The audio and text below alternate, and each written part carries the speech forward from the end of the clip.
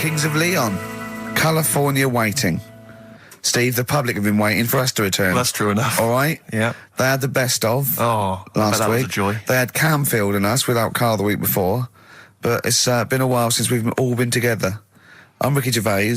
With me is Steve Merchant. And over there, with his little sunburnty, baldy head, little Karl Pilkington. Hey. All right? Yeah. That wasn't Steve slapping me head then, by the way. No, that was just him clapping, like Steve Wright in the afternoon. It's a great show. Because it is a good show. Yeah. He's so pleased that we're a posse. Yeah. And we're all back together. 3 holidays Carl's had last year. Yeah. I'd love to have 3 holidays. You've got to start putting the work in there. I had 2 holidays then. No, you had 3 holidays. You went away with Suzanne and her parents. Yeah, well, that doesn't count. It does count. If you book 2 weeks off the firm and you go away and you go, how was your holiday? Go, well, I didn't really count. It wasn't a really good holiday. Can I have them days back, please? My New Year's resolution is to be nicer to you. But well done, sense. you've already broken that. No, but talk sense. Talk sense. You've had 3 holidays this year.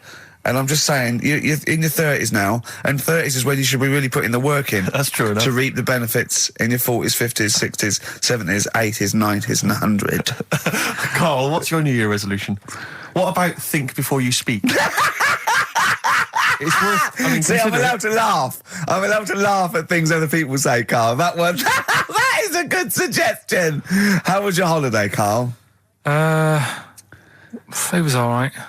Right, brilliant. But that I don't see on the ratio of good to bad in Carl's mind. That might be amazing because we never it might be amazing, see the mightn't places it? of anything. I'll tell you what. Can we have a cracking little tune and then come back and hear about Carl's holiday? I'd love to do that. Let's keep it tight. Love to Tear Us Apart by Joy Division. Now I can't put my finger on it, but that doesn't sound like the original, and it's off a compilation. It sounded a bit fast. I think the vocal was slightly different. If anyone can, put me out of misery, I think it might be in a session of the time or something. Carl, is it a New Year resolution for you? Another one. Maybe when we ask you to get a song, get the original single version. I could be and wrong, not some but obscure session. Yeah, it does seem different, doesn't it? Very odd. Yeah. Maybe we just remember it wrongly. But anyway, that's XFM for you. 104.9. I'm Ricky Gervais with me, Steve Merchant. Karl Pilkington. Carl, you went to Lanzarote. Yeah. People said don't go to Lanzarote. They told you it was Lanzarote. They told you, were they right or wrong? They were right, yeah. Really? Yeah, it's a bit ropey, yeah. Is it? Why? Just, out there. If it wasn't for the volcano they had, it'd been knackered. That's their big draw, is it? That's it, basically. That's all they've got going for them. When you landed, was it really hot? Were you quite excited? You were thinking this is okay? It was warm. It's, we can't complain about the weather. The weather was all right. Sure.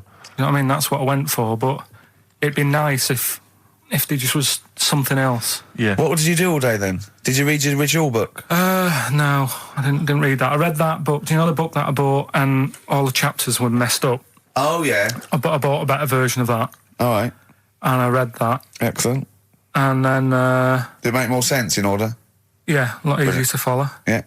And then we went and had a look at the volcanoes and that. They've got 36 of them to look at. How many did you look at before you realised that pretty much, you've seen one volcano, you've seen them all?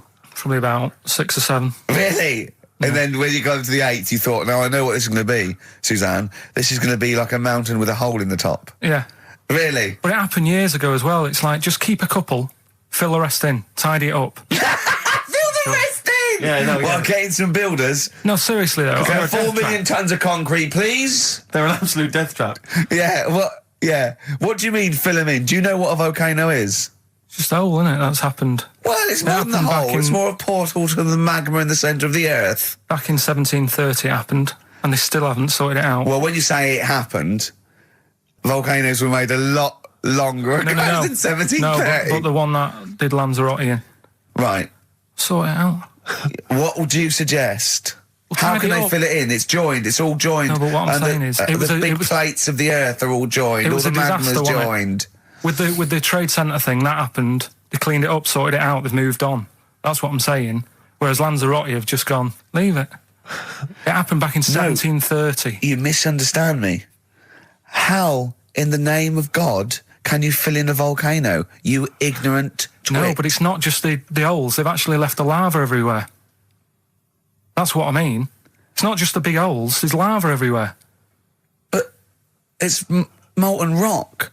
They can't just pick it up like they're like a carpet. Put it in the holes. The holes are there ready. Just push it all in. That's what I'm saying.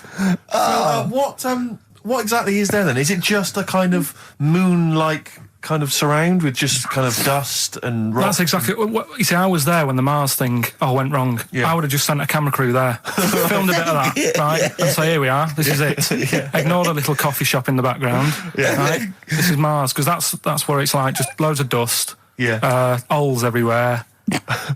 Tidy it up. Little round-headed aliens complaining, whinging, just like Mars. Yeah. So, is there any? What's the best bit about the holiday? Come on, pretend you're Judith Chalmers. I have been doing. I would have done all. I would have said that. Don't bother. Right. I mean, the hotel was good. Yeah. That was all right. What was that like? It's all right. Just clean. That's all you want, isn't it? See, that's not quite what Judith Chalmers does. She doesn't go, what's the hotel like? All right, yeah, clean, isn't it? All right. What was it like? What was it? 3-star, 4-star? Did that have a swimming pool? What was the room like? I had a swimming pool and that. Yeah. Yeah, it's good. I think it was one of the better ones on the island. Okay. Nightlife? Wasn't really. And there was a bar. There was some bands playing. Yeah. Not very good. Food got a bit boring. Yeah. It was always the same food every night, but they sort of themed it and made out as if it was different. So, like, on Mexican night, it'd be chicken with a nacho on it. Right. And Chinese night, sort of chicken with a little prawn cracker on it and stuff. Sure. But that got a bit boring. That's me just turning on my phone because I want to read to you a text that I got from Karl. I think you sort of sum up the holiday in this text, don't you? Do you remember it? I can't remember. Let's have a look. Let's have a little look. Instantly, what did Suzanne, your girlfriend, make of it? Similar view to you, that they should fill in the holes? Yeah, it's just that thing, you see, I went on a coach trip, right? And you go and see the volcanoes. Like I say, there's 36 of them. Yeah. Which, how many do you need? And when we're on the coach going round all these volcanoes, the fella on the front's going and look out your left window at the moment, and there's a volcano. And if you quickly look out at the right-hand side there, there's another one. Right. And on the left, it's just like, all right, we've seen it. Sure. Do you know what I mean? Yeah. And that trip, we'll talk about that trip in a bit. Right, this is the text I got from Karl, right? All right. Been up to a volcano. Been in some dead artist's house who built his house in the lava. They said they would show me science with volcanoes, but all they did was chuck some water in a hole and it shot up in the air. No dwarves in the canteen, no scousers here, but there is a Swede woman with a big head. She looks effing gormless with a cap on. All right? So a little reference there to... A Swede woman? What's that mean? Do you mean Swedish? Yeah. Or she looked like a vegetable? No, a Swedish woman. But they've all got sort of quite big bill, aren't they? And I sent him a text. Oh, well, it's just good to be on holiday because, I'm working. He sent back, so am I. Just been watching Sky News. There is a school for monkeys who want to get a band together. Is that monkey news for later?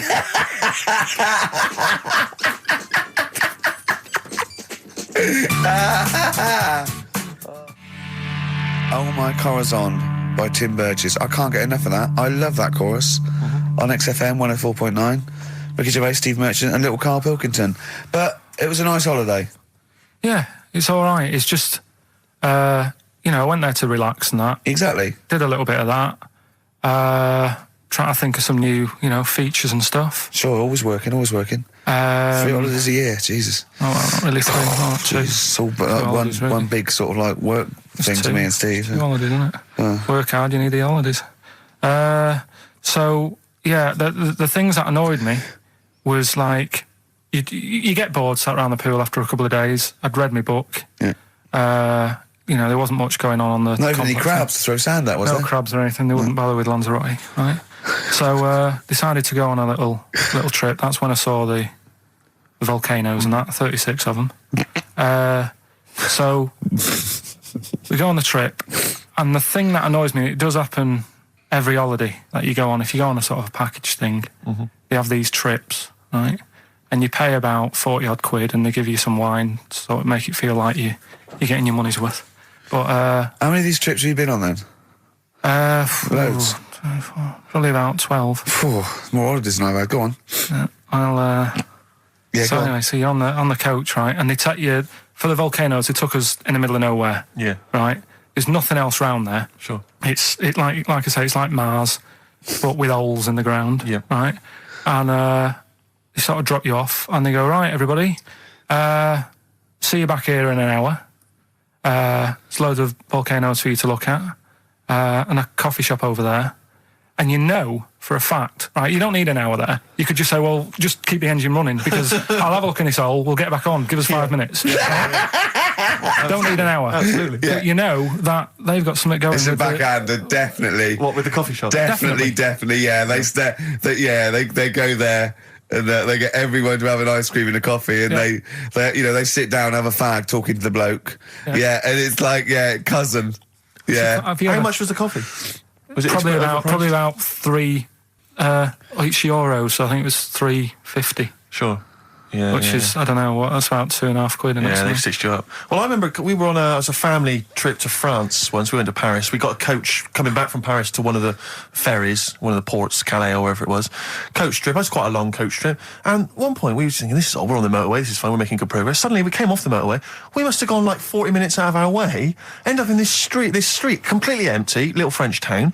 And it's parked outside this, what appears to be a restaurant. And a guy jumps on, dressed like a Butlins red coat. He's French, but he's putting on a kind of English accent. He goes, hello, thank you very much, top of the morning, good morning, hello.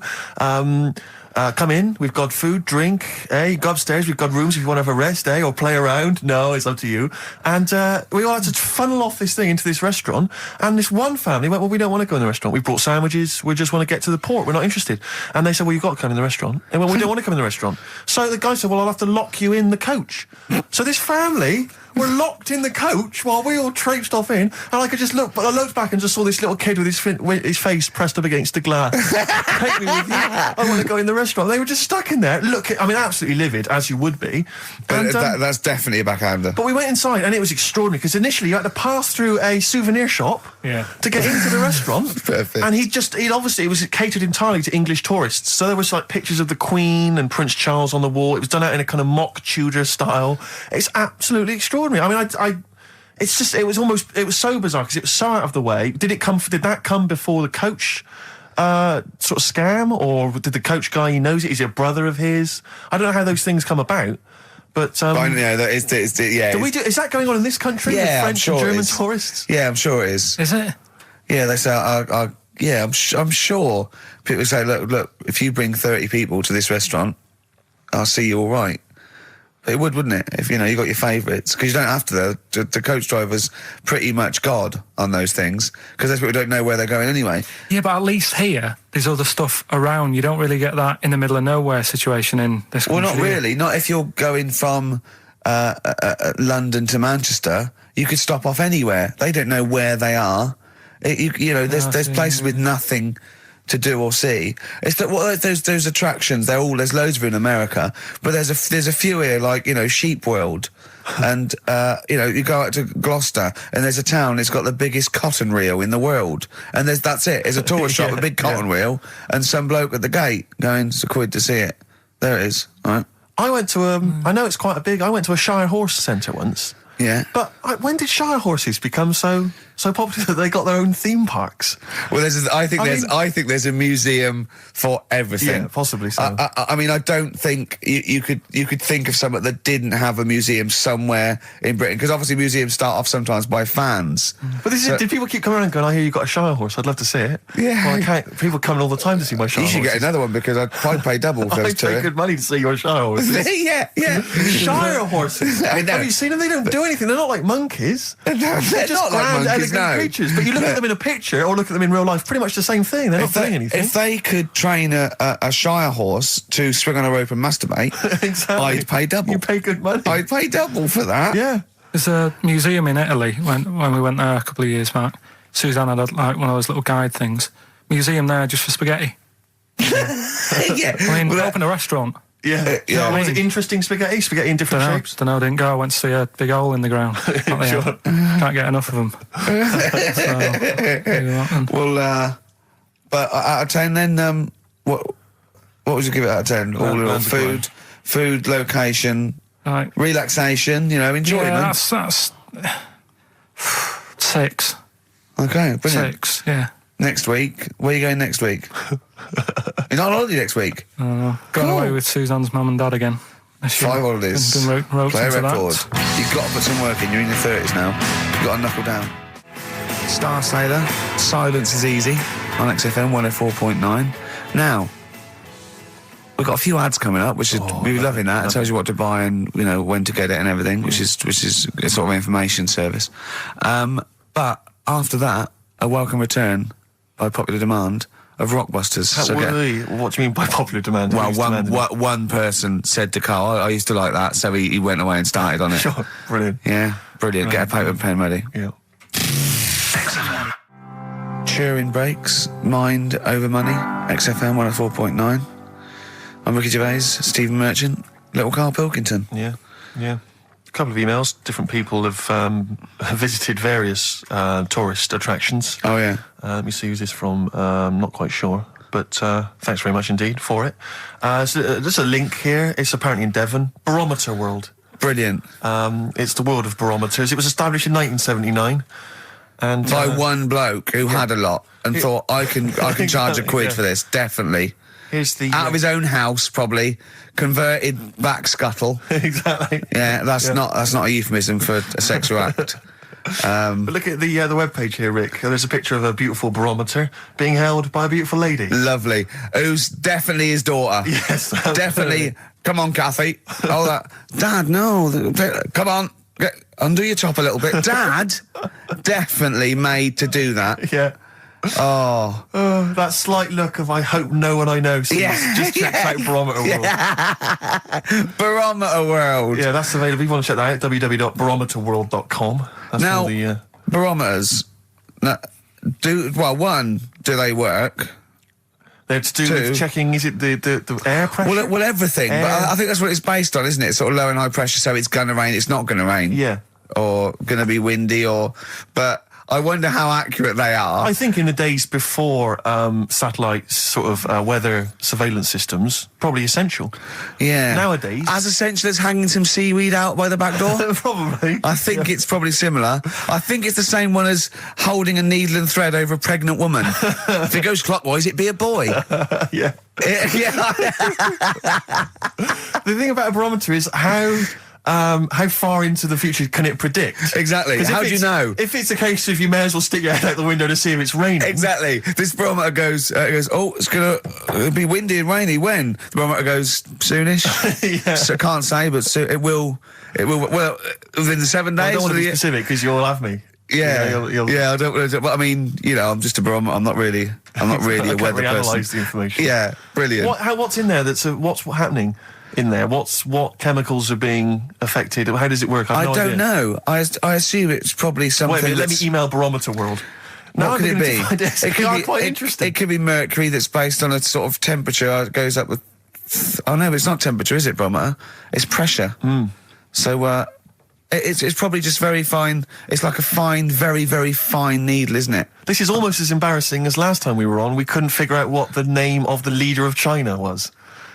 Was it the King of China? The Prince of China? Oh, this is where we were trying to imagine what it'd be like if all the Chinese people at once jumped up and down and made a big tidal Enormous wave. tidal wave. But if you do know what the name of the leader of China is, we don't mean the name of the particular person in charge, but if it's a king of China, the emperor of China, the chancellor of China, well, it the used prime to be an minister of emperor, China. didn't it?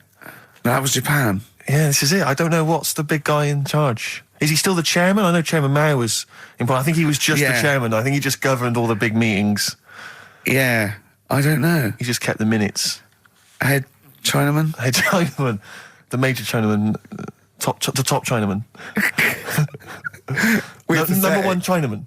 Do you know what? We're going to be honest here. We know so little about China. It's true. We know so little about China. Yeah. It's embarrassing. But if you've got any interesting facts about China, then email in ricky.gervais@xfm.co.uk. Also, I imagine the email address to use if you're going to take part in this week's Rockbusters. I did read an interesting fact. I'm researching. I'm doing a show called Politics, and I was researching. And there's a thing about You went sweatshops. Yeah, no, sweatshops. Like Nike. There's these facts, right?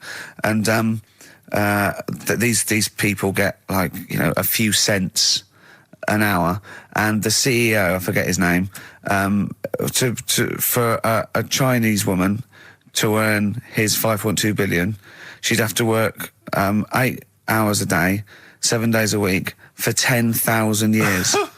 But Steve, they don't. They don't. They obviously don't want to. Exactly. They don't want to. They don't want to. Lazy, Rick. Ian Jury in the Blockheads, hit me with your rhythm stick. Rick, are you likely to be going to Cumbria on your stand-up tour? Almost certainly not. Well, Why? it's just because you might want to visit the Cumberland Pencil Museum. That's the journey through the history of pencil making. I do like pencils. Really? Yeah, I just use one then. That's what you mean. So, do you have any idea how that was made? no, was it? Let me email them. Now, Chinese people. Oh, incidentally, it's the premiere of China. The premiere. Premiere. Oh, right, yeah. Oh, yeah. Sure. Yeah, I remember now. Yeah. Well, when you were away, Carl, we worked out if it's 1 in 10 people are sort of like gay in some way, with 1 billion Chinese people, there's 100,000 little gay lesbian Chinese fellas of some sort. What do you think of that? What do you mean? Well, if I think so, it's some sort of form of gayosity, whatever it's called. It's sort of like 1 in 10, right? 1 in 10 people are gay, apparently. Right. That does seem a bit high, though, doesn't it? I thought it was lower than that. What? You mean more than that? Yeah. I don't think so. I think that's of any sort of nature, anything. But what time did they do the survey on the streets as well? Because, they go out late, so if they're doing the survey sort of around lunchtime, forget it, they're not going to get any. Sure. You know what I mean? They're all asleep. But if they're out at, say, 1 in the morning... Well... It's going to be higher, isn't it? Yeah. Well, the thing is, Carl's favourite song, The Killing of Georgie? A little fella and a little gay fella goes out and he gets beaten up and that. Carl went, yeah, but would it have happened if he'd have been going out at a decent time? True. But clearly in the lyric, it says, Georgie left the theatre before the final curtain fell. Yeah. Now, theatre's finished about 10:30. Yeah. So even giving him half hour, I reckon it was only about 11 o'clock. So you're talking rubbish there. Are you sure that wasn't his curtains in his flat and he's closing them before he goes out? No, he was at the theatre. But I'll tell you what, I just realised something. Maybe where most people were going home after theatre, he was just going out. Exactly. That theatre to him is like a matinee. Exactly. Isn't it? He's off out clubbing, isn't he? He's off down, he's going to get some amyl, he's going to get a couple of butt plugs, and he's not even going to start dancing till midnight, is he? Have any of us ever met any gay people? It's just, our view of them is, I don't know. Email in if you've met a gay person. Yeah. Tell us where we're going wrong. Yeah, have you ever met a gay person? The way we talk about it is just like, have we ever met Chinese people? I've seen them. I've seen them out there wandering the streets, but I don't think I've ever had a conversation. No, here's the irony. I definitely know and have met more little gay fellas than little Chinese fellas. Yeah. Have you ever had any little Chinese friends? There was a girl at school who was Chinese, but she was kind of inscrutable. I couldn't get close to her. She was sort of mysterious. Right. Rockbusters? Yeah, brilliant.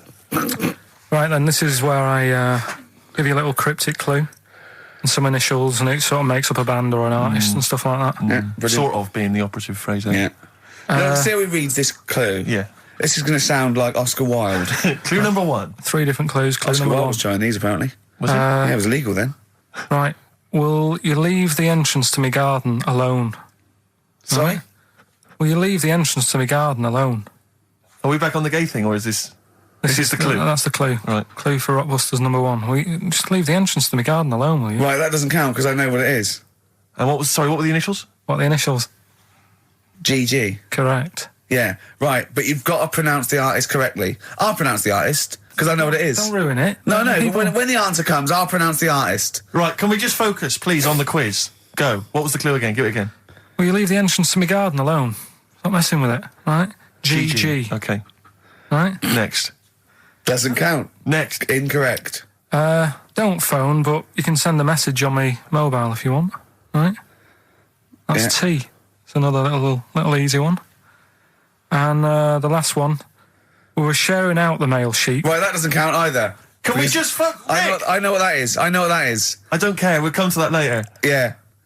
And number 3, we were sharing out the male sheep, and I think I got the best one. Right? DG. DG. Yeah. So quickly again, will you leave the entrance to my garden alone? Stop messing about with it. Yeah. Right? GG. Yeah. Don't phone, but you can send us a message on my mobile if you want. Right? That was T. And the last one, we were sharing out the male sheep, and I got the best one, so that's good. Right? DG. All right. Ricky.gervais@xfm.co.uk. Have we got any prizes? Do you want to have a look? Well, don't worry about it. Oh, this is don't worry about it. pathetic. Have we got any prizes? Just, look, the clues fine. are rubbish, the clues don't work, the show, this is pathetic. Play a record. That's what it should be called, and the clues don't work. Blur, out of time on XFM. Well, we're not out of time, we've still got an hour left, boys. Hey! Luckily. Brilliant. A lot of emails, obviously, about the Chinese. People as fascinated as we are. I don't want to discuss it, interminably, Rick, because there's so much to say, and we've said most of it in the past. Yeah. Get a couple of emails. In fact, I think, Carl, you told us this information. Remind me of it again. If all the Chinese people in the world were... We're in a line on that, because there's loads of them, you'd never get to the end of it. Right. No, it's not that. It is It's that. no, if all the Chinese people formed a line and started walking out of China, you'd never get to the end of it. That's what I just said. No, it's because, though, they'd be having babies. You know what I mean? Still, it'd be adding to it all the time, wouldn't you? But would they be walking and shagging and having babies as they're walking out? Yeah, that is. I'd love to see someone organise that. Maybe the Record Breakers team. I tell you what, I'd love to see Ross McWhirter or Norris, who is it? Who's the one that's alive? I forget Norris, I think. Norris, right? I'd love to see him to coordinate that. Yeah. 1.2 billion little Chinese fellas, boy, girl, boy, girl, boy, girl. Yeah. And where are they walking out of China? Which exit are they taking? They're taking the Through Tibet? Or? I think it's the Gate 9 Slip Road, the M43, Right. to St Petersburg, Right. And they go, and walking and shagging. Yeah, exactly. Yeah. Because some presumably are dying as they're leaving. No, but they live to 120. That's true. So they claim. Well, we know Carl's theory on that. Do you Yeah. want to just tell new listeners your theory about leave when all these Chinese people get the records for oldest people in the world? Come on, what's your theory, Carl? Leave it. Carl, Just that they're probably lying. Why? That's all.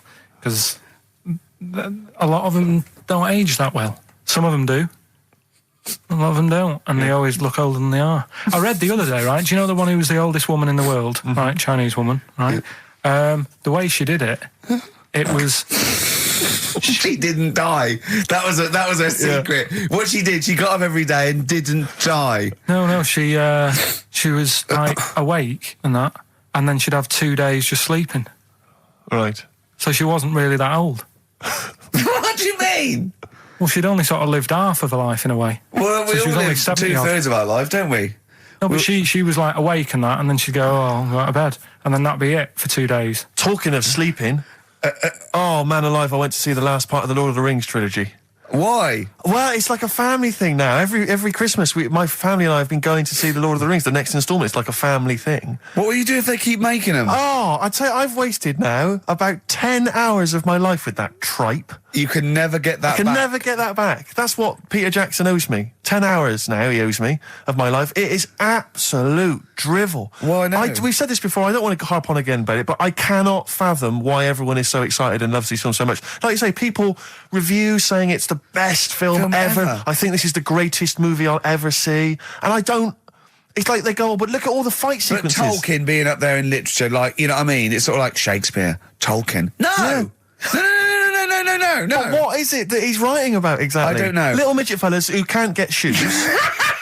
wandering. I mean, I've got big feet. I've got size 14. I can get shoes. Oh God! Send off for mail but order. I know it is like Harry Potter taken seriously. Yeah. But I know who's watching it. It's like these people who are watching it are obviously nerds, people who live in Forbidden Planet. They love it. They can't believe their luck. But that's the core audience, but it's obviously bigger than that. But then it's also people who can think they have a go, like menopausal women thinking, well, I'll write a book then. the Globplin came into the cave. Exactly. Right? And they're sort of like 13-year-old sons who've never shown interest in anything except glue now writes orc Yeah, exactly. on his exercise book, and so they're loving it. It's like, it's God. sort of uniting, bringing people together. But at the end, right, I mean, it's taken them now like 9 hours to get from one part of Middle Earth to the end, to the other end, so they can destroy the ring, the evil ring. Did they do a line? Was it? I don't know what they... Like those little Chinese fellas. And it's taken them 9 hours of their time and my life as well to get there. And at the end, they all say They goodbye. do it in real time. Why didn't they edit it? I mean, that's what it felt like. It really, it can't have, it must have taken them less time, within the sort of logic of the book to get there than it did to me to watch it.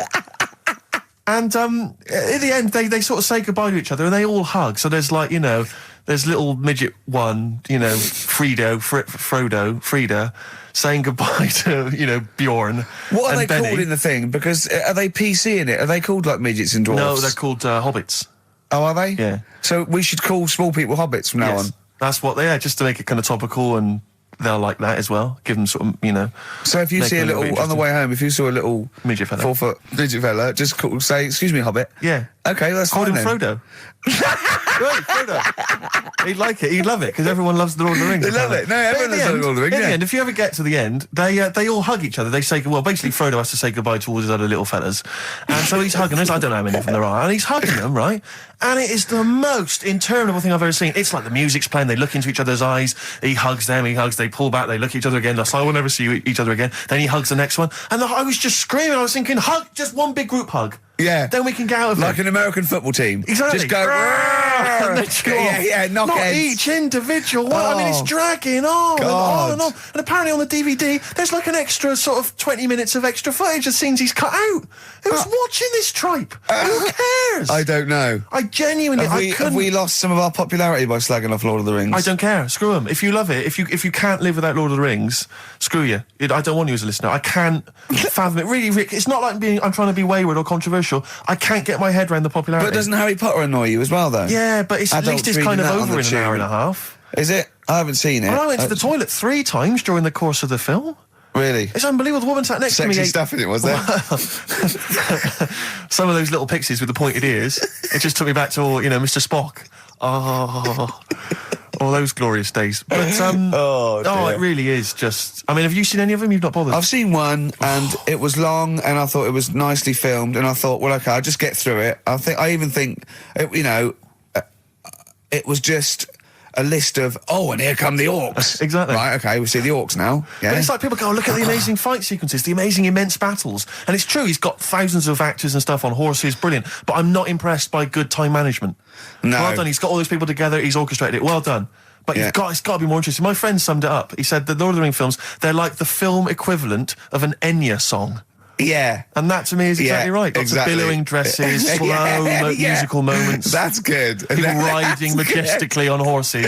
Enya. Constantly riding majestically everywhere. Dido's taken over from Enya in that. Well, So possibly I've got so. a confession to make. Go on. I like that latest Dido song. I'll play a song. Let me just, I I've got to talk to you about it. know. I thought I don't Rick, know what's what to going on? say. Let me explain something to you about Dido. Oh, God.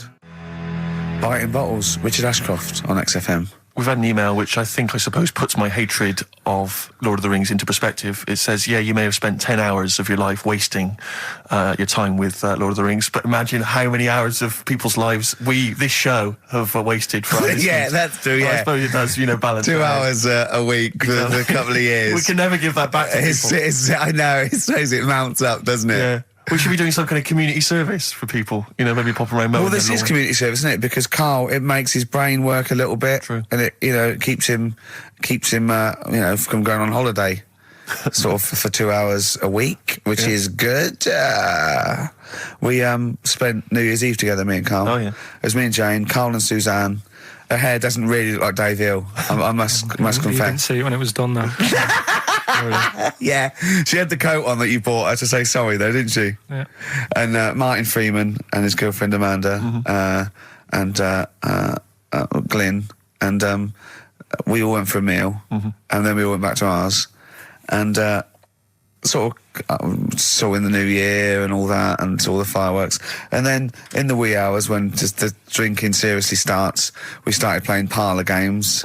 And do you know that game when you go round, started off like with pop bands or rock bands, you have to say a band, and then they have to come up with a band immediately that starts with the letter that your band ended with. Right. So Suede, E, Erasure. Do you know what I mean? Go around. We did that, right? And then we had to change that because people were sort of using the same ones crop up. So I said, well, let's do animals. We were doing animals. And I gave Carl one. I think Carl panicked. You know, do it quite quick. I want to just test it on you. Okay. Is this bands? What is it? I said... Now, what did I say? So basically, I said an animal, and it ended with E. Okay, so I go skate. Eagle. There you go. Yeah, but hang on. I think I was the third person. Right. So think of another one. Hurry up. Eel. Yeah, I had that. Yeah, I did that one. All right. Right. Yeah, a lot of E's coming up. Elephant. Yeah. Do you know what Carl said? Go on. Ready? Yep. Egg.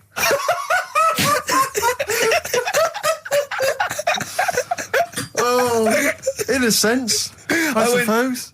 Egg? He went, yeah.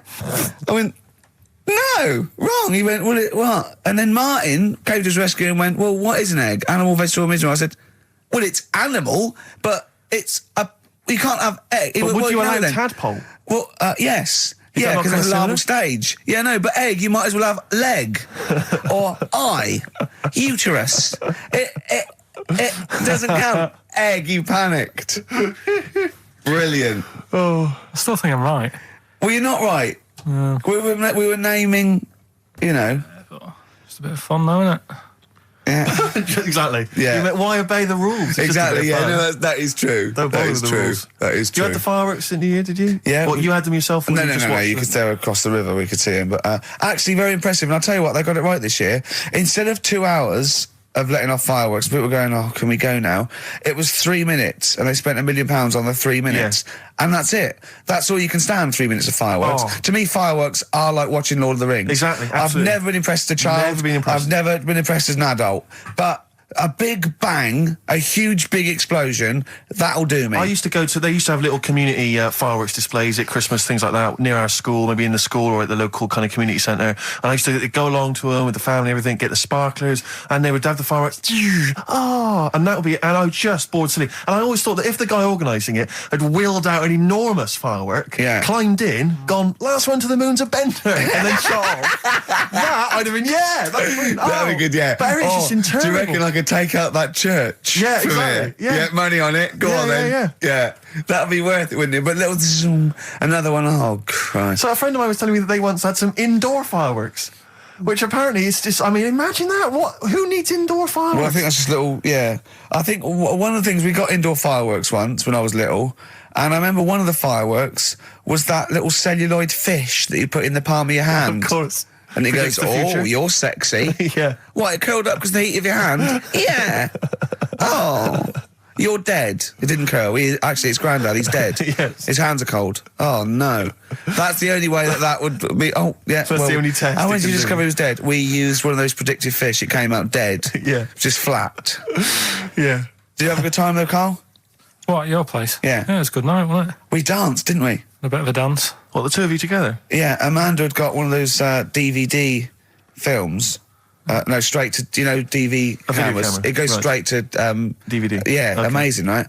And Carl was doing his moonwalking. I was sort of doing some sort of jazz step, wasn't I? Sort of like Michael Jackson.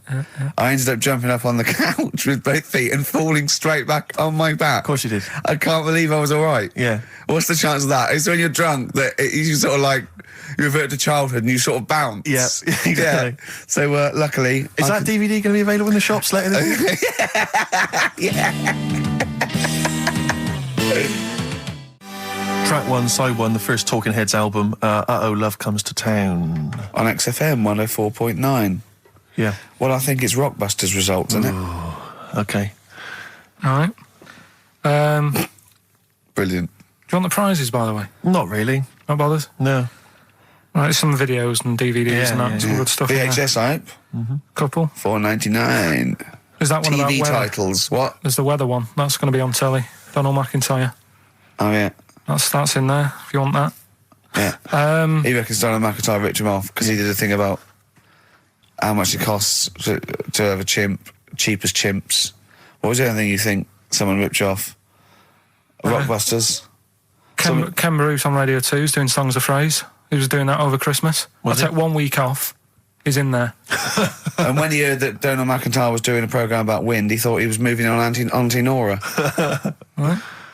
So the first one, will you leave the entrance to my garden alone? Right, that was the cryptic clue. The initials were GG. Yeah. That was Gareth Gates. Gareth Gates. Gareth. What would you Gareth Gates. No, but it's Gareth Gates, isn't it? So why would you say to someone Gareth? Is that like what's that, a Manchester thing when you say Gareth? Gareth Gates. Gareth Gates, Gareth Gates, the bloke who came second in Popeye, but Gareth Gates. So that's the first one. What was that about getting off the thing, though? Leave my entrance alone, though. I don't understand what it's got to do with leaving my entrance alone. The gate to the garden. No, the gates bit, but what's Gareth got to do with it, one was ignoramus? Don't phone, but you can send me a message on my mobile if you want. The initial was T. Yeah. Text us, right? No, it's text. The word's text. Yeah, So you'd have to say text me. Text us. Text, what do you mean? No, text me. What's that? The third one was we were sharing out the male sheep and that, right? Yeah. I got the best one. DG, right? We were sharing out the male sheep. Get to it. It doesn't work anyway. Get to it. What is it? Delta Good Ram. Delta Good Ram. You were dealt a good ram. Delta Good Ram. All right. So who's the winner? We're going to give it to Stephen Gunning from Tooting. He's got all of those right. I don't know how, but well done to him, and he wins some crack in a jiffy bag. Literally. You too on XFM? Yeah. Snow Patrol and Run on XFM 104.9. Yeah, not bad at all, not bad at all. So everyone had a good Christmas though, yeah? Really? Carl, even though it was like a little bit Lanzarote, it was a nice Christmas. Yeah. What was the book you read, by the way? Someone just emailed in and wanted to know. What was the book you read? It was The Governor. The Governor? Yeah. Right, okay. Did you buy Suzanne a gift in the end? Which you surprised her with on Christmas Day? Yeah, after that show that we did before Christmas. Yeah. I was walking home thinking, might as well treat her then. Yeah. Went and got her a necklace. Nice. Actually, she said she wanted a necklace, but I didn't know which one, but went and got one. Yeah. And she was happy with that. Yeah. That shut her up. yeah. But, yeah. And did she get you something? Did she get you a gift back? She did get me something, yeah. See, we knew she would. Of course she would. Yeah, but the thing is, right, she got me a little Game Boy Advance to take on holiday because she knows I get bored. Lovely. Right? So that was good, but I was like, hang on a minute. I know how much I spent. Oh, and I know how much these are, right? But I was clever, though. When I got to the airport, I bought to get me an extra, bought me an extra game for it. Yeah. Got the value. Of course. When you were growing up, did you wait to ask your mum for sweets right at the counter so the woman would embarrass her into getting you it? What, you mean just slip it in the basket? Well, no, just wait till there's some, a stranger watching before you ask for sweets. Mum, can I have a Kinder Egg? Did you sit in front of Suzanne when it got to Suzanne, can you get me something else? Because remember I spent more on that necklace than you did on that Game Boy Advance. And the woman in Dixon's goes, oh, you better get him something else. And she goes, oh, bloody hell, all right then. Nah. She did well, though. You know what I mean? She's done well to keep you, hasn't she? Done well. Because you're such a find. You're quite a catch. Yeah, she must wake up every morning and go, ooh, I am the luckiest girl in the world. Well, she told you that the other night. What? She said the other night how good it is living with me. Oh, yeah. I said to Suzanne, it must be great, because I only see him 2 hours a week and I like to squeeze his little head. You can do that all day, every day. Does she ever squeeze your head? No. No? No. It's like that thing, though, isn't it? It's like when you work in a chocolate factory. You get sick of it, don't you? If it's there all the time. Yeah, she must think, well, I could squeeze that head any time I wanted. It's not worth it. I just, yeah. What about your Christmas? My dad, I'm wondering if you're turning into my dad, because he bought my mum a bracelet. He won't mind me talking about this, because he said you'll probably talk about this on the radio, and you're right, Dad, I am talking about it. He bought my mum a little gold bracelet, lovely gift, You know, it was a lovely thing. And she opened it, she loved it. And everyone thought, what a great gift, lovely gift. He wouldn't stop talking about it. He wouldn't stop talking about the gift he bought. He kept on grabbing my mum's arm and showing it to people. Look at that, look at the gleam on that. The gleam! Steve, look at the shine on that, look at the gleam there. Look at that. Gleam! And do you know what he said? He said, the great thing about that's pure gold. He went, it's an investment. That's an investment, there. Because gold, you know, it's always worth something gold. I love that when people get a gift and it goes an investment. I love it. But what? Not only does it sort of take away any of the romanticism of it, but it was the way he constantly was talking about how great a gift it was that he bought. I haven't heard the word gleam for 30 years. Look at the gleam on that. The gleam. Look at that. Look at the sparkle on that. And look at that. And it looks like rope. That's what he kept saying. It looks like rope. It looks like gold rope. And he just can't. I heard it. He disappeared. We were opening gifts. He went disappeared. I could hear him in the kitchen going, "Think about that's pure gold. That Elaine, that's pure gold." I might melt that down. Yeah, John, next door neighbour. John, look at that. Look at the shine on that. That's great. That's brilliant, though. But it's just it sort of undermine the gift a bit if you keep on droning on about how great it is. If people enjoy giving, that's nice, isn't it? And you got to, you know, what did your mum say? She loved it. She couldn't get a word in edgeways. That's a step up from a jar of coffee, though, isn't it? It is a step up, yeah. That's good. Oh. What about yours? I didn't get my mum and dad anything this time. No, because I'm always treating them anyway. Whenever if they need a few quid, if I can help them. Well, you are the gift that keeps on giving, Carl. No, but don't just go giving anything just for the sake of it. You know what I mean? Wait for the time that's right, sort of thing. Just because it's Christmas. Because... yeah, I mean, there's no better time, is there, really? No, I just was going to say my mum and dad didn't get me anything, but they did. What did they get? But just some money. But I'll get them something when the time's right. Do you know what I mean? They always need bits and pieces through the year, so I'll look after them. Sure. But it was weird being away. Has anyone got caught onto the fact that they leave groceries in the telephone box near your dad yet? No, that's still going on. Is it? Going on, yeah. Oh, that's fantastic, isn't it? That is just fantastic. So when he needs a loaf of bread, pint of milk, just goes down. Does he ever give that as gifts? Now listen, are we doing the film thing in a bit? Oh. Got more prizes. Yeah. Is it better than Rockbusters? It's all right. I did it in a bit of a rush because I was only in yesterday, wasn't I? Sure. Well, yeah, if you take 3 holidays a year, then there's not enough time for the work. Me and Steve like to, put our priority into, doing the work, coming up with a good product, and getting a holiday when we can. I haven't really. Well, I'd love a holiday, Rick. I love a holiday. But I don't do the holidays for me. It's for Suzanne, isn't it? She's the one who likes going away. With you? I'll just go, so I'll go with her, do me bit. When you were playing Game Boy, right, and you'd looked in the hole, and you were reading your book, what is she doing? She'll make things seem more interesting to me. Do you know what I mean? So, like, when we're at the Owl, and the bus driver said, "You've got an hour here," I said, "Why have I got an hour here? I go to a funeral with someone who I loved in a ground and don't spend an hour around it. Why do I want to..." Do you know what I mean? Why do I want to spend an hour looking in this? Wasn't that terrible when you're out, you just shot up in all this magma? Yeah. That was terrible, wasn't it? That was the worst funeral you'd ever been to, wasn't it? But she'll I'll tell you, that would make funerals more interesting. If they it was a cremation and a burial. Yeah. You just put them in a volcano and they go 2, 3, here they go, wee, up to heaven. I was having a conversation with my flatmate about songs that would be inappropriate to have at your wedding, at your funeral. And horny, surely is one. It, yeah, was it horny, really? Yeah, that was the first one we came up with. I'm horny, horny, horny, horny. That was the first one we came up with. Isn't Robbie Williams' Angels one of the... Yes. Biggest and ones. I think Wind Beneath Your Wings. Yeah. I think is apparently quite popular. Oh, yeah. Yeah, I play that on Auntie Nora's, aren't you? Bit of Boston. Yeah. A bit of who? Busted? Boston, more than a Boston, feeling. right. It's much more than a feeling. Boston, more than a feeling. XFM 104.9. Well, another big moment here. We've had Rockbusters. We're going to have Carl's film quiz thing, isn't it? Yeah, it's a film quiz thing. I've done Planet of the Apes, right? Because one of the things we did in Lanzarote, went on this tour with sort of 3 northern blokes, and they didn't really know what they were talking about. Joking. You're joking. Northerners not knowing what they're talking about. You're having a laugh. No, they'd obviously sort of not had much luck here, right? And thought, let's go over to Lanzarote, buy some vans, right? Get people in it. We'll do a tour of the island. And whenever someone asked the question like, what year did the volcano happen? They go, "Oh, we'll take you to the visitor centres. You can read about it there." So they never actually answered anything, right? So they were useless. But one of the things that they told us was that Planet of the Apes was filmed in Lanzarote. Right, okay. Right? That makes sense. A bit of it. Well, does it? Does it make sense? Well, what do you mean? Well, maybe does it was, maybe it wasn't. Okay, anyway.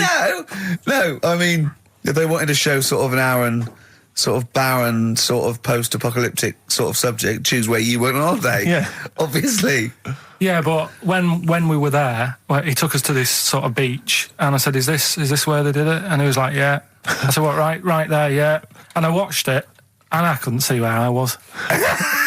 Yeah, you know that if you watch a film from 1968 and you've been to the same place, you're not going to feature. You're not going to see you in the back walking along the beach. It's a new one, new Planet of the Apes. Oh, the recent Planet of the Apes. Yeah, that's what they said. Yeah, right. So I thought I'd sort of. Now that sounds a little bit more far-fetched. I'd have thought that was probably a lot in Hollywood. Yeah. Well, anyway, is this the current Planet of the Apes or the old one you've done? Current Planet of the Apes. This is the recent one. All right, there'll be a question at the end of it, so listen on that. Is this entertaining to anyone, this? I mean, just take the last 4 minutes of conversation. But seriously, Rick, who cares? I don't. Do you? No. I don't.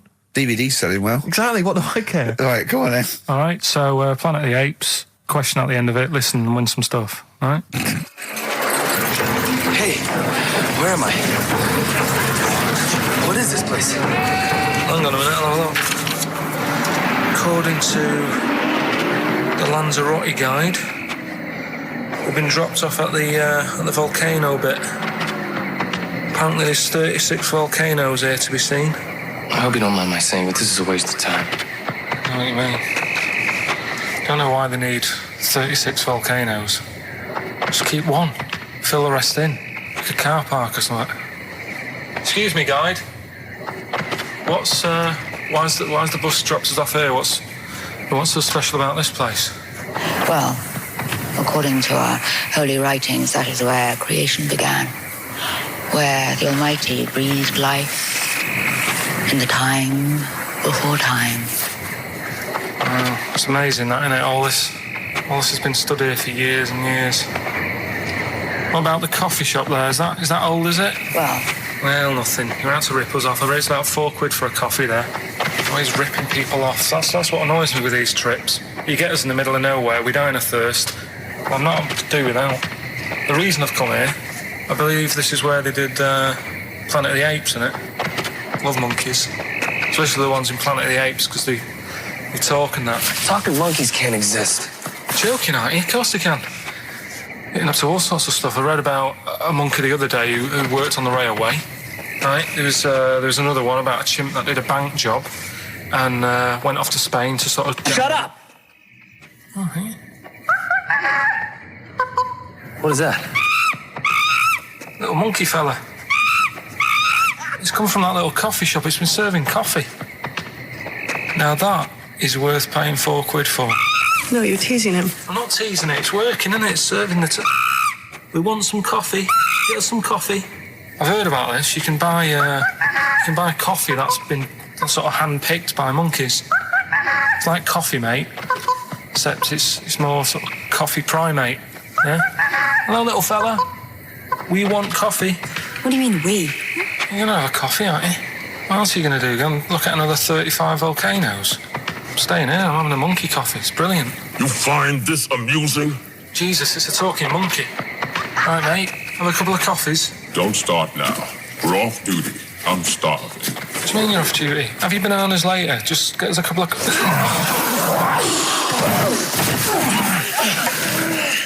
Right. I understand that you're tired and you've probably been on your hands all day. Just forget the coffee. You go and get some lunch. After you've got some coach, you lazy ass. You damn human!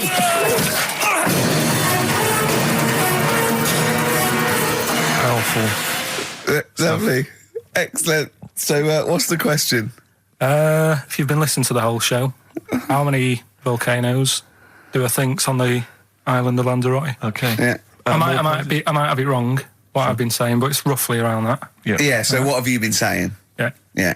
Brilliant. Ricky.gervais@xfm.co.uk. You're more likely to win the prize if you leave your address on the email. Yeah. Because otherwise we can't really be bothered to phone people or email them back. So, Good point. Put your address on there and you could win some crap in a jiffy bag. Carl's theme tune there by Placebo. Special Needs on XFM 104.9. All right. New Year's resolution, Carl? I don't know. I don't do it. Really. Don't So what worry about about something it. like, I don't know, start smoking? Do you know, there must be something. No, it's a waste of time, isn't it? Don't bother with that. Right? You, Any- Steve? Me, no, I've never really made any New Year's resolutions. I just be good to people. Just treat everyone as you want to be treated yourself. Give to charity. Hate crime, racism, famine, sexism. I know you're going to keep to all those, except the gift to charity. That's... Me and Carl find that a little bit hard to believe. Never gonna happen. Well, you've always got to break at least one of your New Year's resolutions. Exactly. Yeah, well, I think I'll be nice to Carl. What about learn more? I was thinking that. I want to I'm learn always more. teaching you stuff. I watched... I'll tell you what, Christmas telly was dreadful this year. I don't know if I've hit that age where I think... But I think consciously I thought this is worse than usual. Yeah. And I ended up watching Discovery Channel and History Channel again, and I watched 4 episodes in a row of this fantastic documentary, 1418 War, narrated by Dame Judi Dench, and it's brilliant. I just can't get enough of it. I hated history at school, and now I want to know everything. Yeah. And I think that's mine. Learn all the stuff about stuff. I like learning though. I always say that to you. I'm always looking up stuff. When I was on holiday, even though it was sunny outside and they had big holes to look at if I wanted to, I stayed in and watched Discovery there and was watching stuff about scorpions and that. Yeah, what did you learn? Well, nothing, because it was all in Spanish. But I just watched it. What I found odd, right? What I found... Scorpions, I get it. It's only about poison. You get it. What I don't understand is with scorpions, right? They have like this sort of weapons, don't they? They have the poison and stuff, right? Yeah. Which can kill a man. Yeah. But there was a couple of little animals and that were its sort of enemy, and it stung them, and it didn't kill them. So what's the point? Well, firstly, not all scorpions kill a man. Some of them, This one did, they said. Yeah, well, they range from like bee stings to so much venom it can take down a horse on things like spiders and snakes and scorpions. So it depends. But a scorpion that will kill a man would kill a rabbit. So I don't know what you're talking about. No, there was a snake that it stuck its thing into, and some sort of beaver, and they were just like running about. There's nothing funny about that, so why are we laughing? Well, the snake wasn't running about, was it? Well, it was slithering about a bit. Yeah. What was the beaver doing when the snake... It just sort of, I think it ate it in the end. What? Ate what? Ate the scorpion. Just wandered off. Well, it wasn't a beaver. Oh, there you go, There's you've no learned that. way it was a beaver. All right, an otter. It was, This is what you've pieced together from a show in Spanish. well, I'm just saying though, how come it can't kill something that small, yet there's someone on holiday that's no sort of danger to that scorpion. We're not going to harm it, right? And yet it can kill a man. So you Shut say, up, but I Carl. don't believe it. Shut up, mate. Seriously, this is gobbledygook. Taught you something again though. That's what I'm No, saying. what have I'm you always- taught us though? What is that? What is the fact that's come out of that? A scorpion can kill a man, but the beaver was dancing with a snake. Then it Well, ate that- it. you do that That's all the not time, a though. fact. You That's put not a everything fact. down. New Year's Eve, I taught him something, right, about dead people. No, you know, the things that taught me. I was saying you're talking shite. He says they found out your soul weighs an ounce. Your soul. Yeah, your soul weighs an ounce. Right, who found this out? I read it. Your arsehole weighs an ounce. Yeah. There's no such thing. A soul weighs an ounce. You're talking drivel. All right. Have you got any okay. monkey news? So what did they do? They weighed someone who was alive, and they will wait for you to die, then weigh you again. There was Isn't someone that who- you've lost an ounce. Yeah, so it must be your soul shooting off to heaven. It was someone who was really ill, and they Yeah. said, we can't do anything for you here, but we've got a bit of an idea that we want to do. We've been wanting to do this.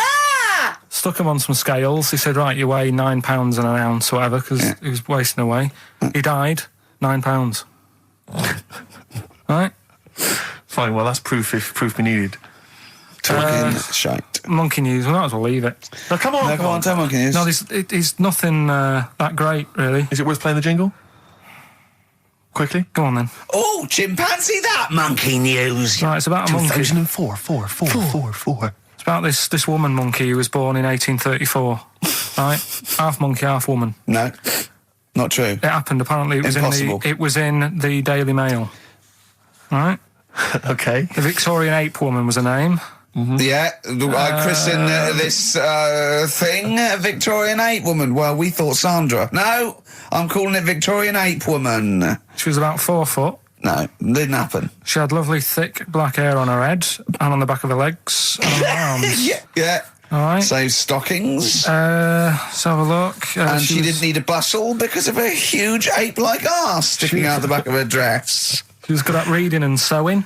Well, good because they didn't have opposable thumbs. So she could speak 3 languages. Yes. She was Human, monkey, and monkey human.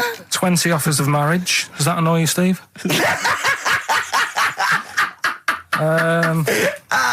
Absolute twaddle. All right, well, That's more rubbish than your soul weighing an ounce. Let's leave a it there. Victorian monkey Let's woman. leave it there, then. See you next week with some more twaddle. I was worried we wouldn't have the old magic in 2004, but we're still talking shit.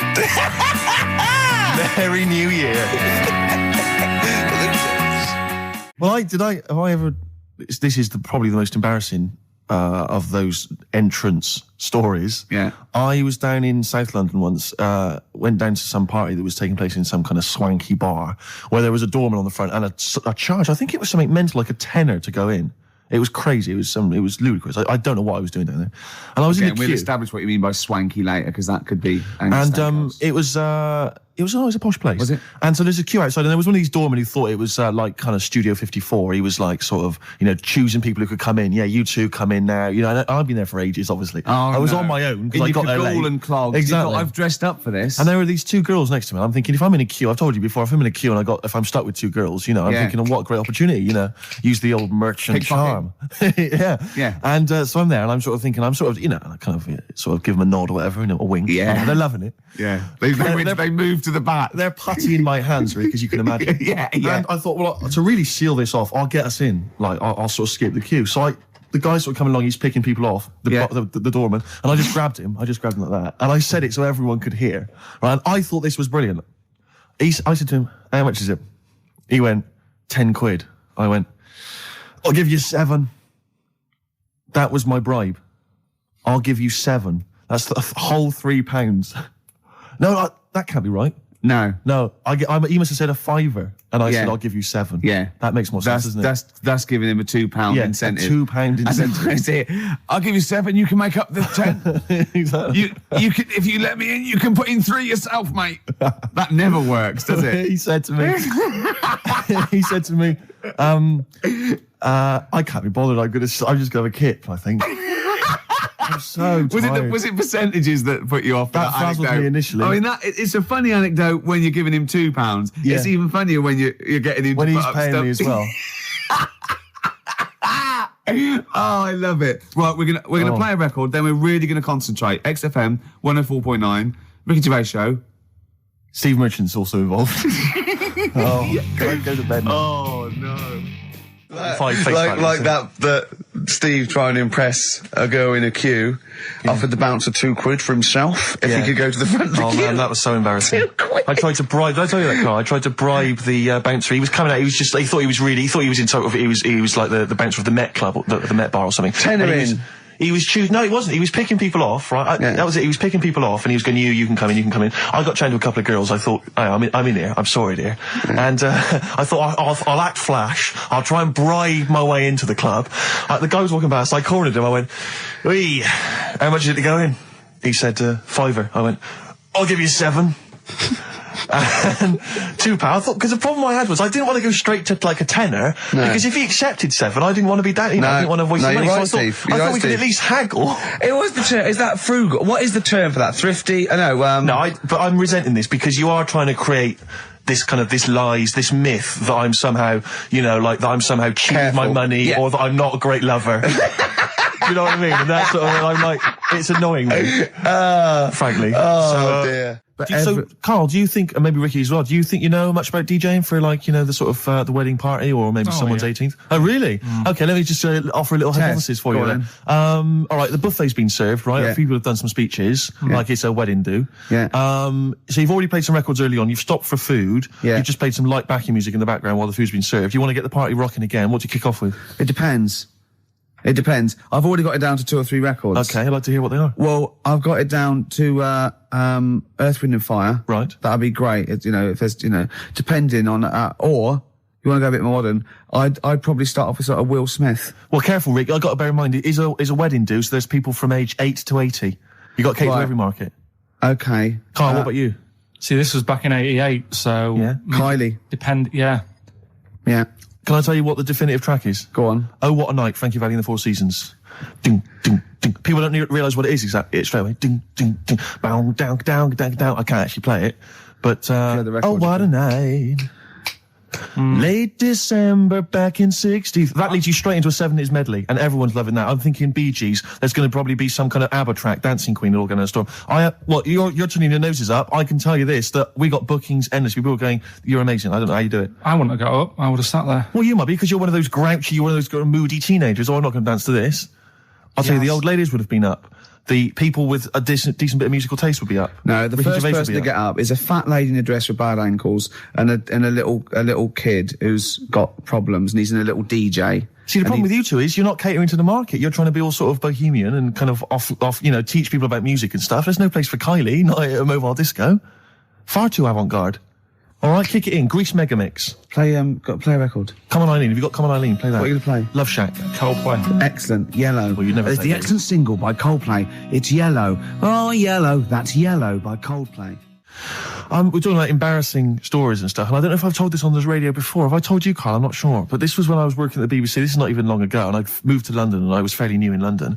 And I was working at the BBC, and I had this BBC hire car, and I've never told it. If there's anyone listening who works for the BBC, I don't know if I can still get in trouble for it. But this BBC hire car, and it was like I'd been ferrying kind of actors and people and production people around all day in this car. And I was driving back, it was quite late, it was about sort of 7 or 8, and I was driving back, and I pulled in to get some petrol to fill up the car every day. And I went into this garage to fill up some petrol, and I was there, and two blokes came in a white van, right? They sort of pulled into the forecourt, and I was filling up the car, and they went, "Hey, do you want to buy a couple of speakers?" And I said, "Yes, I do." Yeah. Because I'll tell you the reason. It was like I was so flattered that they thought I'd be the kind of bloke who would A, need some kind of classy speakers, and B, would like to buy them on the sly. Do you know what I mean? Yeah. I thought, they like the They've fact seen me. They've seen I look a bit of a hustler. Exactly. Yeah. I'm a street sort of guy. You can see by the way I use my walk. Exactly. Yeah. So I couldn't believe my luck. So they drove behind the garage, the little sort of garage bit at the back, and I went round there, sort of casually went round there, sort of locked the car, went round there. They went, open the back. You had 2 speakers in there. I said, "Are you sure these aren't knocked off, mate?" He went, No. We work for Dixon's. This is the story he spun me. We work for Dixon's, right? And we're delivery men. And if we make a delivery and the person's not there to sign for the goods, then we have to bring them back to the warehouse. But if we can sell them on the way back, then that's really good for Dixon's. Dixon's must love that. And instead of thinking, are you sure some kind of troubleshooter didn't... I mean, did someone going to go into Dixon's and go, you're not getting in the garage forecourt market? Jones. Exactly. Get a couple of lads in a white van. Exactly. Yeah.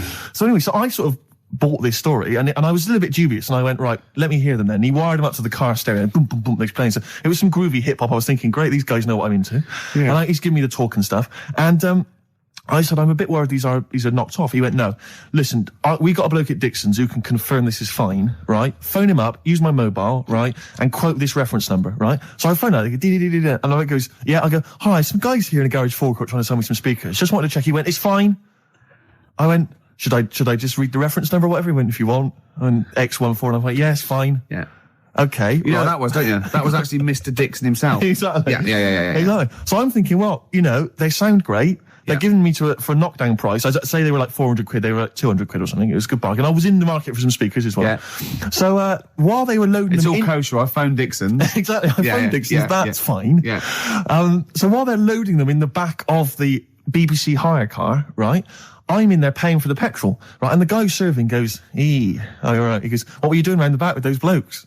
Right? Because obviously there's security cameras filming this whole transaction, right?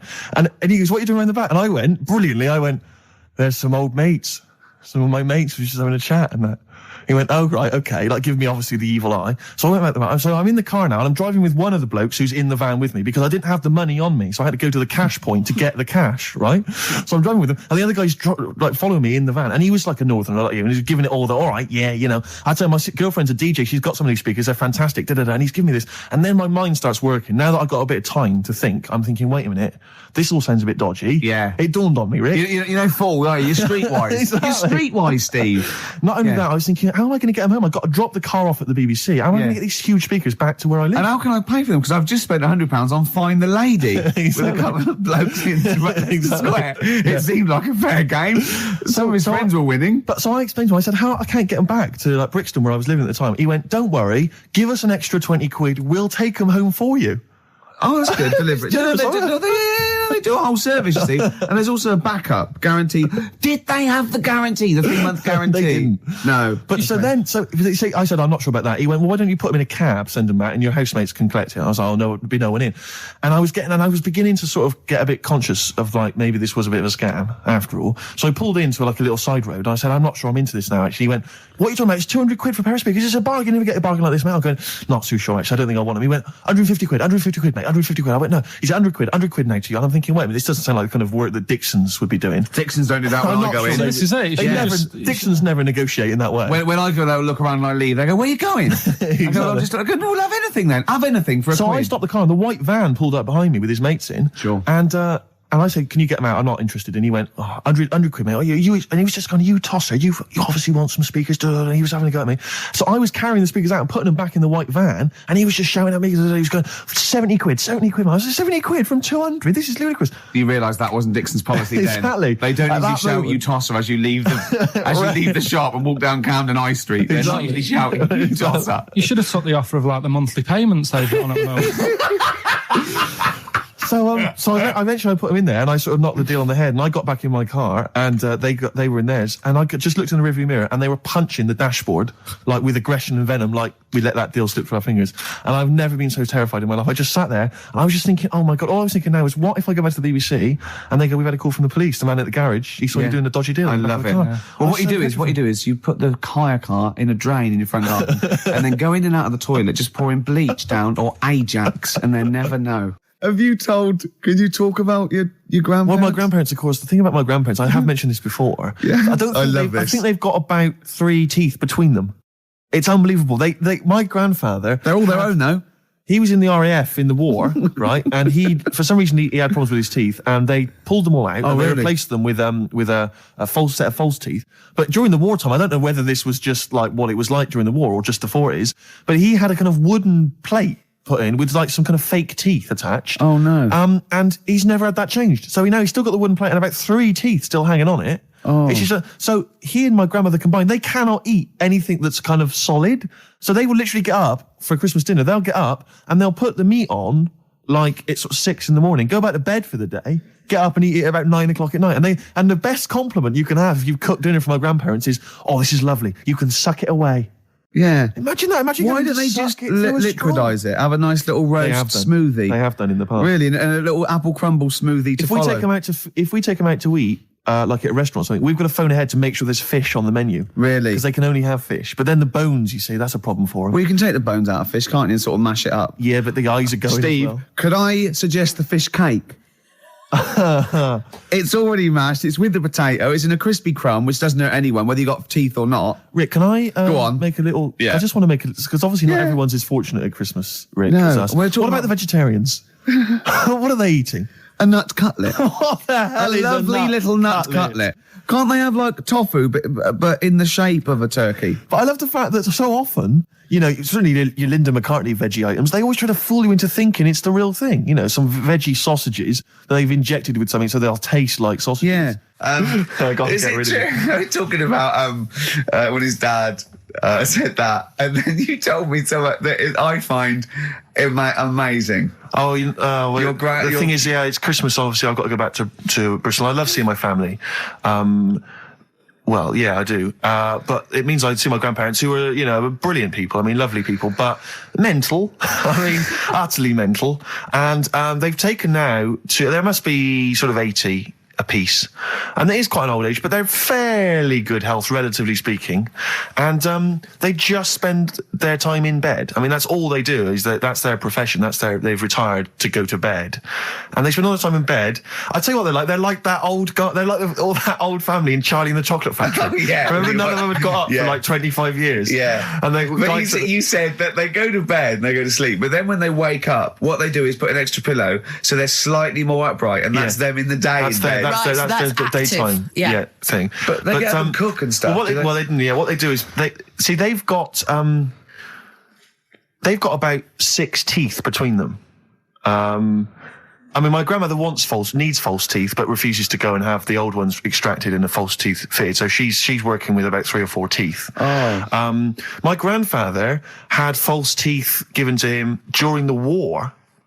Wooden ones? Well, it was plastic teeth on a wooden pallet, right, that sits at the top of the mouth. He's still got the wooden pallet, but most of the teeth have come off. So there's about 4 teeth left, 4 false teeth. He's got a set of false teeth that make him look like he needs false teeth. I mean, that's pretty bizarre. So the problem is that they have to get up. They get up about 7 in the morning to put on, say, some beef or lamb, whichever they're going to cook. They put it on at 6 in the morning, 7 in the morning, so that by the time they eat it at 6 at night, they can use the phrase, this is what a good meal is for my grandparents, if they can use the phrase, oh, that's lovely, you could suck it away. You could suck it away. Who wants that from a roast dinner? You may as well blend it up and serve it as a broth. I don't want that phrase coming from old people without teeth. No, indeed. Because it must remind you of your rent boy days. Exactly. It brings it all flooding back. Oh, God. Flooding's the word. Exactly. Should we play a record before we get really disgusting about your grandparents and blowjob? That is the worst thing we've said the word blowjob far too many times today. And in the same sentence as you... I can't believe... Anyway. And it's Christmas. Yeah. Oh, dear. I've said in the past to you, Rick, that my grandparents, so I love them dearly, but it's like for the last 30 years they've been waiting to die. I know. It's like they just sort of, it's like, the novelty wore off of life. Life in the 50s. Yeah, they got kind of bored of it. Life, in the 40s, it was brilliant. All sat around the old Joannas, the bombs fell, singing. They loved that. The 50s, that was great as well, because that was the post-war years. It was, it was a bit tight in the pocket, but it was all right. Everyone pulled together. And then the 60s came along, all the crazy music, the funny hair. Let's stay in bed. Exactly. They basically stayed in bed. And it was one Christmas when my grandmother said to my dad, what do you like for Christmas? What do you fancy for Christmas?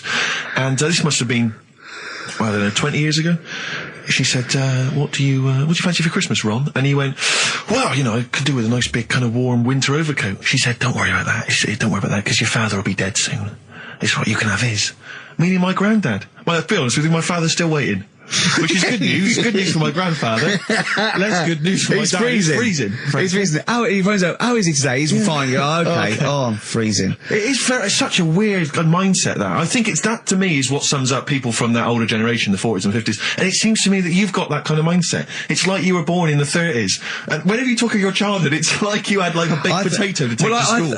And a hoop and a stick as a Christmas gift. The other thing is, I think that that sort of generation, it seems that the man is dependent on the woman. There's a total dependence. Oh, absolutely, If she dies, he's done. Yes. He's done for. Just pine away. If he dies, she's got 30 years of pottering. Absolutely, yeah. Do you know what I mean? Yeah, and going to, like, the youth club and the church. I know what you mean, It's sort of like that. It's sad. Of course, it's sad for them, but it's not the end of their life. No, sure. And it sort of is the other way around. I don't know why that is. Yeah. It's terrible. That's a little melancholy thought for. I know. I've really you brought it down. You've brought it down. I've brought it. This isn't a nice show at all. This is terrible. Well, we're going to have people just killing themselves. Yeah. Listen, let me just tell you briefly, this is another example of how people can just exploit you and make fun of you when you're tall. Yeah. I was quite tall. I've always been like about 6'7" for quite a while now. And when I was about 16, I went to a big New Year's celebration in Bristol, where I come from. And everyone kind of congregates in this big sort of part of town, and there's all people dancing around, like in Trafalgar Square. And I was there, and somehow I just picked up a balloon somewhere along the line, one of those kind of helium sort of balloons, and I was holding that, sort of dancing around. And these 2 girls came up to me, and I was thinking, yeah, okay, it's New Year's Eve, brilliant, that's my kind of party. Yeah. They came up, they went, hey. Once a year. And they said, you going to be here for long? And I went, well, maybe. And they said, it's just that we've arranged to meet back at you in about an hour. I went, what do you mean? I went, well, it's just because we can see you wherever you are. Don't worry, you can move around and stuff. We'll see you with the balloon. Just arrange to meet some friends. I love that. A landmark. So, like, pilots use that. Oh, we're just coming in. There's where we go. When we see Steve Merchant, we'll be descending to Bristol Temple Mead. What's really funny is New Year's Eve, Trafalgar Square, you got a huge column, but they use Steve as like the meeting point. Steve's got a huge column. Brilliant, Rick. Well done. Award-winning comedy from Ricky Gervais. Weren't you in a car park once? Oh, no. It was New Year. And we were all gathering up. You know, like in Trafalgar Square at New Year, everyone gathers and they have a big kind of party and stuff. Well, in Bristol, they do something very similar on a smaller scale. And I was there one New Year, I was with my friends, and I for some reason I picked up a balloon during the evening. You know, I don't know where I got it from, but I was holding this balloon, and these girls came up to me, and I thought, yeah, nice, you know, maybe a little New Year kiss. They came up, they said, hey, are you going to be here for a while? And I said, well, yeah, I probably will. They said, it's just that we've arranged to meet back at you at midnight. What do you mean? Because I was so tall and had a balloon, I was towering above everyone else. I said, what? They said, we're going to meet back at you at midnight. They said, don't worry, you can go about your business because we can see you wherever you are. This is where Nelson's column is. No. No, this is in Bristol. Oh, right, okay, yeah. And so I'm sort of wandering around, and then at midnight these two girls turn up again, and some of these lads come and meet them, and they're sort of laughing and joking. I'm thinking, they're probably going to invite me back to a party. I watched them get in a cab. They went off. They had a wild night. But then I did have a balloon, so it was a great New Year for me. I did have a balloon. Oh. You were going to tell us a little story about just a Volvo past my test. Yeah. My parents had a big Volvo estate, and there's quite a big car to drive. My parents didn't have a car. But I know you don't drive cars, Rick, but it's got a big car to drive if you've just passed your test. It's safe though, isn't it? It is very safe, that was the thing. Yeah. And I come from the West Country, obviously. There's quite a lot of windy lanes. No, you're joking, do you? They have cars there. Well, here he comes. Blimey, Carl. Learned on a tractor, automatic it was. Do you want me to tell it or not? Oh! Don't give up the accent! Oh no, I'm not a word. Go on. Oh. Go on. So I went to this party. You never got him being from the north. Not when he's telling an anecdote. He's never telling an anecdote. Oh yeah, fair point. Yeah, go on. So I went to a party, and I was quite excited because I had the car, the motor, and there was a chick heading down to the party that I was like, I had my eye on. And I thought, now I've got a car, and going to the party, it's going to be amazing, right? And various friends had said, like, can we get a lift? I thought, yeah, groovy. Yeah, I'll pick up the chick as well, who's a friend of a friend. Yeah. So cruising down to the party in the motor, the Volvo estate, and there's nothing sexier than that. Slipping a little bit of Billy Joel on the stereo or whatever. Something classic. Exactly. And maybe it was Billy Ocean. I think maybe I was quite a Billy. Maybe it was get out of my dreams, get into my car. Ideally. Yeah. So I get to the party, and inevitably it was one of those house parties where the chick that I had my eye on, she kind of was chatting to other guys, and she wasn't really paying attention to me, and I was sort of... Trying hard to get, was she again? Same old story. Oh, they make me laugh. They know how to tease, don't they, the ladies? They make me laugh. Who are they kidding? So I'd follow her like a dog, from room to room. Yeah. And watch her quite literally. Sometimes he was barking. Yeah. And while, just watch her while she talked to other blokes. And then, obviously because I was driving, I wasn't drinking, so I was not really enjoying myself. And then somebody said, should we go and pick up Vera? And I thought, right, okay. And they went, Steve's got a car, let's all leap in there, we'll go pick up Vera. And this girl was like up for it as well, so I thought, brilliant, I'll be back in the car with her, away from all these lads. Yeah. One guy she had her eye on, he came as well, I was a little bit annoyed. Yeah. But anyway, he was in the car, so I'm driving down these country lanes, just driving along, and they're directing me, they're saying, go left here, go right. And then suddenly we stop, and one of them goes, just drive into that field, this pitch black field, right? And I'm sort of, well, it is my parents' car. Just drive in the field, Steve. I'm thinking, well, I don't want to, not seem like I'm a hard, cool, crazy kind of guy, because the chick's in the car. So drove the car into the field. They all leapt out, started running off into the darkness, shouting, Vera, Vera, Vera, where are you? So I'm just sort of sat there in the car, waiting. Wasn't Vera Lynn, was it? Because she likes to hide in fields. Bizarrely, it wasn't. Right. I was just left in the car on my own with Billy Ocean, and suddenly, at the darkness, they come back holding a Vietnamese pot-bellied pig that they had stole from a nearby farm, and they knew that the pig was called Vera because someone knew the farmer or something. Anyway, so they got this pig, so now they're going, I'll put the pig in the back of the car, we'll take it back to the party, it'll be hilarious.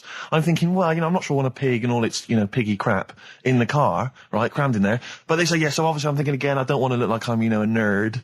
You know, I'm terrified of that, Rick, ever happened. Yeah. So, So you go, hey, bring the pig into the car. Exactly. I'm no nerd. Exactly. Yeah, go on. So now we drive off again. I got this pig kind of screeching in the back of the car, and they say, "Stop again, stop again. Let's do some cow tipping." And they do that old thing, you know, about the fact because cows sleep standing up, don't they? So you can push a cow over and stuff. Yeah.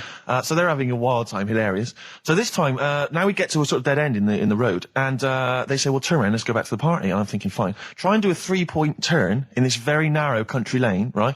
Get the Volvo estate wedged horizontally across the road.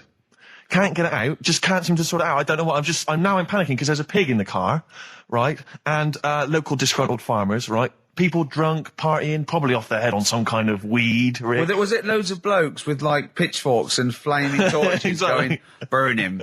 He's playing with our pig. Exactly that. And so that, do you know, I was so terrified that all I could think was they're going to have to send a helicopter to lower a magnet onto the top of the car to lift the car up and put it the right way around. You used to read a lot of comics, didn't you? Yeah. So, do you know what I started doing? What? Crying. Did you really? Yeah. Why? Just started crying, just very slightly, started getting upset. And the other guy that the girl fancied, he had to get into the driving seat and sort it out for me by slowly edging forward So and that's backwards. the worst bit of the whole story. Yeah, edging slowly back and forwards. He just sorted it out, just slowly worked the car back round, and then we were off. You were just gently weeping. Just gently where weeping in the back. The bloke had just taken the bird that you saw from a distance. Exactly. That was basically your wife in your head by then. Oh, yes. Wasn't it? I can't We were believe happily married with a pig for a child. Don't joke, that could happen. I know. The pigs come, if you like. Sorry? What? What did you say? What did you say? What did you say? When you do what, Carl? What? What did you say? No, what did you say? Because I don't want to have to go to the radio authority again. What did you say then? Just remember. We are going out live, Carl. Yeah, remember Tom Binns, right? What did you say? What I'm saying is, why were they shouting Vera? Because pigs don't come to the name, do they? Hey? I don't know the ins and outs of pig, you know, how to lure a pig into your trap. Can I just tell you some very, very interesting things about pigs? Please do. Right. One, everyone knows they have a corkscrew-shaped penis, right? A corkscrew-shaped penis. That's the tail, isn't it? Two, they can't look up. They can't put their head back and look up, right? Three, they can have a 30-minute orgasm. Rick, is it only pigs that have got a corkscrew-shaped penis? No, and landlords. Okay. Very handy. Right. No, but you agree with me on that. People who just I can't stand noisy eaters. People who go no, like that, no, I do agree with that. and people eating crisps. As I said before, people eating crisps in cinemas. Anyone who's making noise in the cinema, it's an I know. absolute Are crime. they must be mental. They've gone to see a film. There's people they don't know there. Everyone's paid £8, And they're crunching away. Oh, leaving their phones on. I was in the cinema. There was a 16-year-old girl. Took a phone call in the cinema. The film was running. She went, "Hi, yeah, I'm in the cinema." Started having a conversation on the phone. I was thinking, how important is this call that you've got to receive? Oh, it's Tokyo ringing. Mr. Yakamoto's there. The deal's going through. It's Saturday afternoon. You should be up there hairdressers. I was in the cinema. Oh, by the way, Mr. Yakamoto's coming round tonight, and we can't use my pad, so you've got to make him a meal. Yes. Don't you and your wife muck things up for me? But I was in the cinema. It's not long ago, and I went to see that. I think I was off to see that film, Crouching Tiger, Hidden Dragon, or whatever it's called. You know, Well, they could be on the phone for that because there's subtitles. So it's not going to ruin it, is it? Yeah, it wasn't her. I was sat next to another woman. She was crunching away, big fat woman. No, but he's got a good point there. Loads of people could be on the phone in there and it wouldn't sort of niggle you. Fine. Well, at least we've cleared that. Imagine if that was true. No, because, well, it's like when you go on the tube and read a paper. There's loads of noise, but you can still concentrate, can't you? He's got you. Do you know what That's I mean? such a great point, isn't it? Right, yeah, because it's so easy to lose yourself in that magic realism world, you know, with all the sound effects and music and surging, exciting noise, and there's a woman clattering on going, "Yeah, well, I'll probably meet you later, Stan. Should we get some Diamond White in and around by the park?" Yeah. Switch off. I do it. Yeah, but we know what you're like. Yeah, you can switch off, Carl. It's like you can turn your ears off. That's the skill you Well, it's have. not the ears, it's the behind the ears. Yeah. It's the process that between the ears and the brain that you can switch Exactly. off, so he can still hear all these things like a cat. But I was in the one, there was this woman sat next to me, she was a big fat one, she was crunching on some popcorn. Again, that's a crime. Why they're selling popcorn in cinemas? I don't understand why She the needs to noisiest... eat regularly, she's Why fat. the noisiest food in a cinema? Yeah. I don't understand why that's come about. Yeah. Really makes me angry. Yeah. Exactly right. This- Smoothies. We want smoothies without straws. Exactly. The trailer for that film AI, Artificial Intelligence, came on. Remember that? And the tagline was, "David is 11 years old. He weighs 60 pounds. He's 4'6" tall. He has brown hair. His love is real, but he is not." Oh, yeah. And she just went, "How old was he again?" To her boyfriend. Right? Just ruin it. War film trailer comes on for some Pearl Harbor or something. She goes, yeah, I don't fancy that. Just announcing this, don't fancy that. Too many war films. So then the trailer, then the opening credit comes on for Crouching Tiger. Before that, you know that thing that comes up that says it's signed by the BBFC and it has the kind of certificate and everything, and that certificate to say what age you have to be to see it. That came up, and it said Crouching Tiger, Hidden Dragon, in brackets subtitles. She went, it's not subtitled, is it? I thought this was the most famous foreign film for years. It won Oscars. It was a huge film. Everyone knew it was foreign. She goes, it went, and so the credits begin. It says Crouching Tiger, Hidden Dragon. She went, stupid name for a film. What? She just She wanted paid it. to see it. She was with her boyfriend. So then it starts, right? And obviously it's in Japanese or Mandarin or something. She's like, here we go. And they're all talking in Japanese. Japanese or Mandarin. Whatever it is. So they're speaking in this, Japanese language, Oriental language. And she's going, don't they sound stupid? Ho ching chong chong chong chong chong. Don't they sound stupid? She was going, and then the subtitles come up, and it's quite a weird kind of strange language they're talking. And she was going, can't make the subtitles out either. It's both gobbledygook. Just wittering on every step of the film. I totally agree with you. But what I like in your telling of it, I know you're getting quite I was emotional. genuinely livid. But she went Mandarin or Japanese, some Oriental language. And Well, I don't know what else. It's a strange language. It's a strange language. Well, anyway. Oh, dear. So then I moved. I climbed over several seats, made a big huff of, make a big show of moving. Yeah. Sat next to a guy on the phone, just chatting on the phone. Oh, I'd have gone mental at that. So now I hate that film. I didn't enjoy it. I don't like seeing it. I don't want to even think of it. It's subtitles, isn't it? Well, rubbish. Rubbish. That's why I get videos. Yeah, I should have thought that through, Carl. You're absolutely right. Lamb chop? Yeah, let's play Lamb Chop. This is brilliant. This is from this CD that came out recently with Uncut magazine. Occasionally they put out some quite interesting free CDs. And this was one that had various covers of Rolling Stones songs. And a lot of them were, quite shoddy, but this was a brilliant, specially done, I think, for the CD. It's Lamb Chop doing a version of quite an obscure Rolling Stones song called Backstreet Girl. It's just beautiful. Let's hear it. Steve, you got any other toilet-related anecdotes? Rick, my life is just full of toilet trauma. Yeah. And Carl, you may not realise this, but a while back I used to host, this is bizarre, I used to host a radio show on the BBC World Service, right? Now, if you want someone who's the voice of integrity, the voice of intelligence, the voice of a nation, you're going to come to me. That's obvious. And I was broadcasting, so now they've got listeners of something like 50, 60 million people around the world. It's mental, the listenership of the World Service. And I used to host this show with someone It's a big place, Steve. The World? Yeah. You're absolutely right. And anyway, so I had to be into Bush House where they broadcast from 10 o'clock every Friday morning to broadcast around the world to 50 million people, right? And one week, I went to the toilet in my house, right? Everyone had left. I got there a bit late. I got up a bit late. Already against me. The clock was already against me. Had to be there at 10 o'clock, broadcast around the world. And we got two toilets in our house, downstairs one, right? And the door had already been a bit dodgy. It was one of those doors where you had to give it a bit of a kick as you went in. It was getting a bit tight. I don't know what the wood was expanding or something. I'm in there. And same thing again happens. No toilet paper. I think, oh, God, I'm going to have to somehow kind of make it up. Why don't you check first? I normally do, Rick. It's just on certain occasions when I'm bleary-eyed or something, I forget, or occasionally I forget. Normally I do check. Right. And you've got to bear in mind that it's not like this is happening every week. This is over the course of many years that these incidents have accumulated. So You've condensed them. For the purposes of this anecdote. Sure. Yeah. Yes.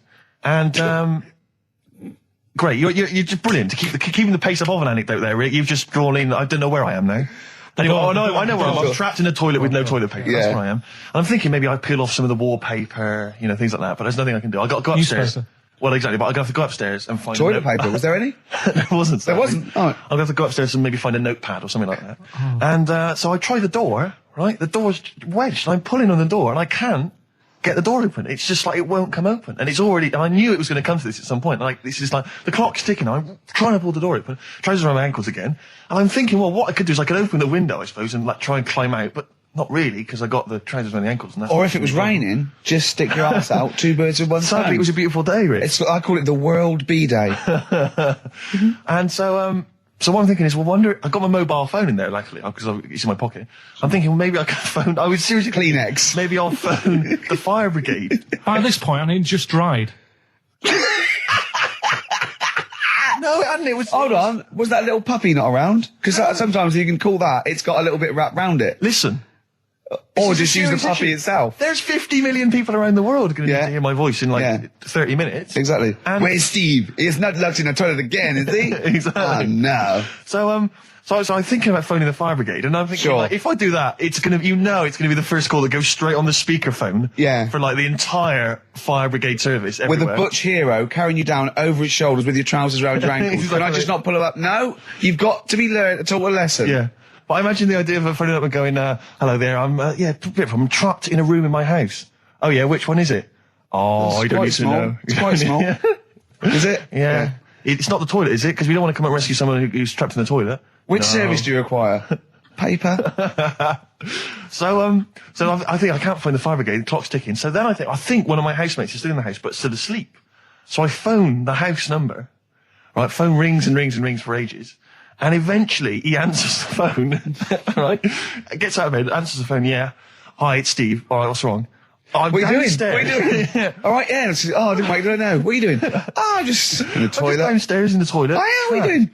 Well, I've finished what I'm... Have you got any toilet paper? Any bog roll. Yeah. So he had to kind of scrape together a few bits of paper, and sort of tinfoil or whatever he could find in the house. A cactus. Come down, Oh, no. pass it underneath the door, right? And then I said, can you move away from the door because I don't want you to hear me as I'm, wiping the... And so You he didn't say that? Yeah, well, I didn't want him to, that's embarrassing. Sorry, That's embarrassing. What were you wiping it with? Not tumbleweed. What do you mean? What No, but noise? I know what you mean. Yeah. No, exactly. Right. So then I say, right, can you smash Why the- was he hovering? Why didn't he want to walk away? Will you keep your what was it outside with a glass to his ear? Yeah. Thankfully, there was a window in the door, but it was frosted glass. You could just see my semi-naked body moving around. And so eventually I said to him, look, listen, I'm going to need you to sort of kick the door in. He said, well, I don't want to kick the door in because you're going to have to pay for it, aren't we? I go, yeah, but I got to go to the World Service. Well, yeah. And he was a lovely man. He's the weakest man you've ever come across. It's like if there's one person you don't want to have to throw their body weight against the door, it's him. He's like he'll snap before the door will. So he's smashing against This the door. sounds like a fetish to me, then. He went in there, and there you were naked with lots of toilet paper. And you go, oh, you've broken the door down, and there I am naked. Again. Oh, you've rumbled me, Rick. I wish I'd not told that embarrassing story on the radio. Like it wasn't embarrassing enough, you've just got to make it slightly more seedy. Oh, so did he get it down? He did it, yeah, and I got to the World Service with like minutes to spare. Oh. And interestingly, I told that story to 50 million people around the world. Joking. Yeah. Did they understand? I think so. I mean, is that a bit of a problem when you're on the World Service? Like, thinking of things that everyone can understand? Yes. Because you can't. It's a bit just like talk when about- talking to you. Yeah, exactly, Carl. I think you're on thin ice there, worrying about people understanding what you're saying. No, but you can't talk about stuff that's on the telly and that, because some people will say, well, we haven't even got a telly here. Oh, yeah, you're listening to XFM 104.9. Yeah. So let's carry on. Let's Well, continue. absolutely. Well, obviously, Carl was out with me last night, and he saw that I'm, he knows I'm a ladies' man, and that was obvious. Carl, you could see the vibe around me, couldn't you? When the chicks were talking to me, and just remembered recently, actually, I was on a train coming back from hometown Bristol, and I was on the train, and this girl walks on, good-looking girl. I thought, hey, a largely empty carriage. I'm thinking, my luck's in, because I take every opportunity, Carl. That's the thing about me. I don't choose. She was a good-looking girl. She sat down. I thought she sat down right near me. I thought, brilliant. As this guy comes up behind her and says, I think it's probably a boyfriend or something. Sits down next to her. And I listened in on the conversation, obviously, because I'm pretending to read. It was very clever. I read the same page for hours. So I was pretending to listen. I was listening, but pretending to read. And I realised that it's not her boyfriend or anything. It's just some guy she's met on the platform. And I'm thinking, brilliant. If she's the kind of girl who's just going to start talking to someone, on a platform, on a train, brilliant. I'm going to be in here. Because he was only going one stop. So I'm thinking, what's the worst that can happen? He'll nick off. I'll get chatting to her. And who knows? I could join the... is there a train equivalent? Foot High Club. The Foot High Club, brilliant. And so I'm excited, I'm listening in. And they're talking. It turns out that they're both kind of graduates who've just finished university, or they're coming to their finals or something. And they're chatting away, and he's making a couple of witticisms, and she's kind of tittering at his jokes. I'm thinking, well, I'll tell you this, if she's laughing at this kind of material, I am going to blow her away, with my kind of anecdotes and wry observations, Yeah. It was weak stuff, I got to be honest. Really? He was coming out with nothing. He was running on empty, as far as I'm concerned. Yeah. And she was loving it. So I'm thinking, brilliant, I'm going to be right in here. And then they get moving on to higher brow things, and I think she was going to study kind of Marxism or something like that, or communism, something. And she was asking him, as by way of conversation, she was asking him what he knew about Marxism, And he was fumbling for his vague knowledge of it that he had in his life. And I'm just sat there thinking, come on, love, in any given capitalist environment, the proletariat will revolt against their oppression by the bourgeoisie, and after a brief period of socialist rule, emerges a classist society governed by community cooperation. Well, if that sort of talk wouldn't get a woman hot, I don't know. Come on, I don't Rick. know what you'd use. If then Marx and Engels is not going to get a woman sweaty down below hello, I then know. nothing. It's No. then my name is You're not just Steve biding Hodgson. your time. Exactly. Yeah? I'm just going to go in for the kill any minute. Yeah. So anyway, it comes to his stop, right? He gets off. I'm thinking, this is a piece of cake. And he gets off and off he goes. He walks off. And I'm thinking, brilliant. And I thought, I'll wait. I'll wait till the train's pulled away. I'm not going to leap in straight away. No. And he comes back along the carriage. And I'm thinking, hang on a minute. He goes, listen, do you mind if I give you my email address? Oh. Right? And if you want to get in touch, email me. I'm thinking, come on, you loser. Get off now. Save your face, please, Yeah. before it's too embarrassing. She accepts the email address because she obviously doesn't want to hurt his feelings, whatever. I'm thinking, fair enough. She's a good woman. I'm liking her. I'm Yeah. loving her. I'm thinking, that's my kind of girl. So anyway, he gets off. I'm sat there, the train pulls away. I'm thinking, I'll wait a few minutes, I'll just, give it some time. Her phone rings. It's her friend on the phone. And she starts saying it, and I was listening in, and she was going, just met a guy on the train. I'm thinking, yeah, that's true enough. She goes, yeah, he was a good-looking guy. I thought, you're having a laugh, love. To be honest. Because I was looking at him, and she said to her friend, he looks a bit like tennis player Boris Becker. I thought, you should be so lucky, frankly, because I saw him. He had awful facial hair, if that's what makes him look like Boris Becker. Terrible little goatee beard. It was laughable. I thought, I don't know. And then she goes to thing, and she's like, yeah, I met him, we got chatting and stuff, and she was going, it's not often that you meet someone, generally in life, who's, kind of thoughtful and intelligent and funny. I thought to myself, I'm not even going to waste my time with you, love. Frankly, if that's what you thought of him. You just walked away. And I'll be honest with you, I didn't even bother talking to her. No, you were I just didn't even above waste it. my time with her. If she thinks that bloke is not If only she thought he great was looking, funny, but great funny looking. and intelligent, and she got on well, and he was polite, and it was a chance meeting, and he thought, and she thought that you were like a freaky looking dork who didn't even have the nerve to If speak. that is what if that's she what was she thinks, thinking, then I don't want to know it. I couldn't. You walked away, and good luck to you. And I have my dignity intact. Yes, and she's nothing. Well, but no, I have to just say once though. This is my DJing credentials. I was once playing music at a Scout Jamboree. Yeah. When I was about 17, Big 16, gig, 17. big There was 1,000 scouts there. Yeah. Right. Yeah. And I'll tell you this, we were playing on stuff. They were loving it. They were dancing. It was in a big marquee. Right. I slapped on Smells Like Teen Spirit. Yeah. Right. They went mad. They went mad for it. They were moshing. They were climbing up the poles. The organisers were going, switch that off. Right. They're going crazy. And I was there going, no, that's what they like. I'm going to do it. It was like Footloose. It was unbelievable. It was just like Footloose. Then I came in with Rage Against the Machine, Killing in the Name of. The place went wild. Yeah. And they were trying to get me off the decks. It was like Bill Grundy interviewing the Sex Pistols. And then when the head of the had you killed, exactly. Like there was some sort of mafia thing, and it was all hushed up. That the scouts went there one night with all candles, and they stood by a grave, and that was the end of the film. It was a film, I assume. This genuinely happened. I assume this didn't really happen. Yes, it did. I swear to God, I was playing Smells Like Teen Spirit, and it went wild, and the organisers were going, switch that off. They're going crazy, and I was going, no, it's what they want. Can I say something? It was brilliant. That to me, I've known you for about 4 years, and I've heard all things. That must be the highlight of your life. Unbelievably so, yeah. You've never had anything that good or exciting since, have you? One day I hope to sleep with a lady, and hopefully it'll slide into second place. Oh look, you're actually a little bit stressed there, aren't you? Because you had to drink last night, didn't you? I had a couple of drinks. Yeah. I was down at Steve's night. He was doing a bit of DJing. Yeah. Went down the store. And that's why you're all grumpy. What? Do you hear what he just said? What? I was DJing last night, obviously that XFM evening. Yeah. Hour and a half. My friend and I split the time on the decks. Yeah. What was the word you just used? He went down a storm. We went down a storm. Right, 3 girls, I was walking to the toilets during my set. 3 girls went, you are a genius. Right? What's his name? Dane Bowers? Why? Zane Lowe? Because you played records in a certain order. Yes. No, sorry, Rick, if you can't deal with that. Sorry if you're a little bit jealous, because this time you can't share the award. All right? Dear. But it was my credit this You time. can tell he hasn't been a DJ. Because it's not just about... It's not just about that. the songs you play, it's the way you play them. Oh, the way you play them, whether it's 33 or 45, very important. Yeah, But the point- leave your hand on Exactly. them as they're trying to go round. But so 3 girls there, charmed by me, they loved it. Yeah. Zane Lowe, XFM DJ and MTV presenter, probably one of the coolest blokes alive. He came up, gave us massive respect. He said, I'm loving your set. He actually used those words, right? There were people coming up, they couldn't believe their luck. It was roaring. We'd stick on a track, people would cheer as it came on, right? My particular favourite, Carl, I think you'll agree, my particular triumvirate, LL Cool J, Mama Said Knock You Out, leading straight into House of Pain, Jump Around, then straight into that current Elvis track that's been re-released, remixed by Junkie XL. I played the original, which I'd already played on XFM before. I'm already there, cutting edge. Yeah. Right? 3 old tracks, you mean? 3 old tracks. In a row? Yep. And I think the words that would best sum it up are, I kicked ass. Great. Rick. All right? Well, I'm going to be kicking some ass today. Hey, talking about DJing. Go on. You know, I did that storming set the other night Wow, for XFM. Yeah, sure, yeah. Go on. This was down at a little club, in case you weren't aware of it. Yeah. Anyway, I went to the Sony's the other night. Yeah. Karl Pilkington sidles up to me, slips me an envelope. Go on. 200 big ones in there. Did you get paid cash for that? Yeah. £200. Taxman won't know about that. Cash in hand. No, the tax won't know, because, I mean, obviously no one who ever works in tax is listening to local radio. Oh. Yeah. Well, so... No, the taxman will know about it. Yeah. Because I'll declare it. I would. Put it, it's going straight down. I'll do it when I get home. Do it when I get in later on. And don't write off rubbish that you buy anyway, like, you know. No, I won't. No. I'll do it all above board officially. Fill it all in correctly. And so I'll send it now. I'll send it tomorrow so that you get it early. So it's not too busy for you, sir.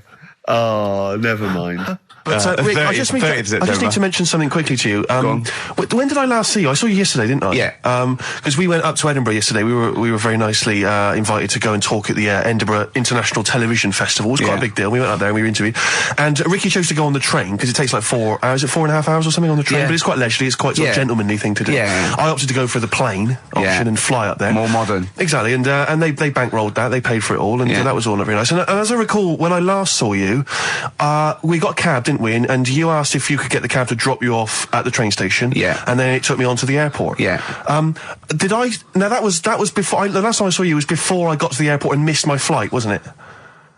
Because I had to drop you off in the centre of town. Yeah, no, that was just before I had to pay £165 to upgrade to another ticket. How did you not tell me that in the last hour? £165, Ricky.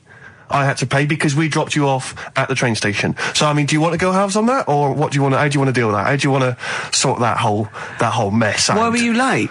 Why was I late? Because we dropped you off in the centre of Edinburgh, and do you know how hard it is to get out of Edinburgh in rush hour traffic? But it was only 3 minutes away, so you'd have missed it anyway. No, because if we'd gone the other direction, it would have been 20 minutes. It took me like an hour to get to the airport. And I got there, and the plane had already left, and the cabbie was just laughing. He was saying, we're never going to make it. He goes, you were a religious man, you better start praying. I thought he was being facetious. He was absolutely right. £165. But hold on, why didn't he tell you that when he picks up at 4:15? It makes you wonder.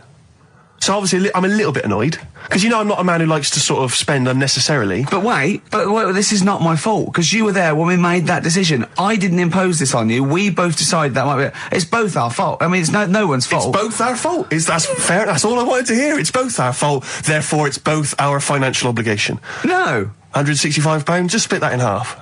Write a cheque, Rick. Write a cheque. It's fine. I trust you. You know. Phone in. I think everyone. This is. You're clearly obvious. irresponsible. No, of course I'm not. If you share a cab and then one person's lucky enough to not be late and one person is unlucky enough, and that's what it is, bad luck. I don't think you share the obligation. It's a moral dilemma, this, isn't it? But it's more than that, though, isn't it? Because let's be honest. What? Even if you had known that I was going to get there late, you'd have wanted me to hang around just so you weren't left around waiting for a train on your own. No, because you get bored sitting, don't you? So you'd have wanted me to at least got in that cab. I got there way too early. I actually got there I was there about 30 minutes so early. You made it fine then. That was... Well, exactly. So, I mean, I sacrificed me hanging around for half an hour so you could get it at 4:15. And the other thing is this. You were going to get it at 4:15 anyway. Yeah, but I would, if I'd gone the other direction and not dropped you off in the centre, I would have been there in time. Would we? Well, is that true?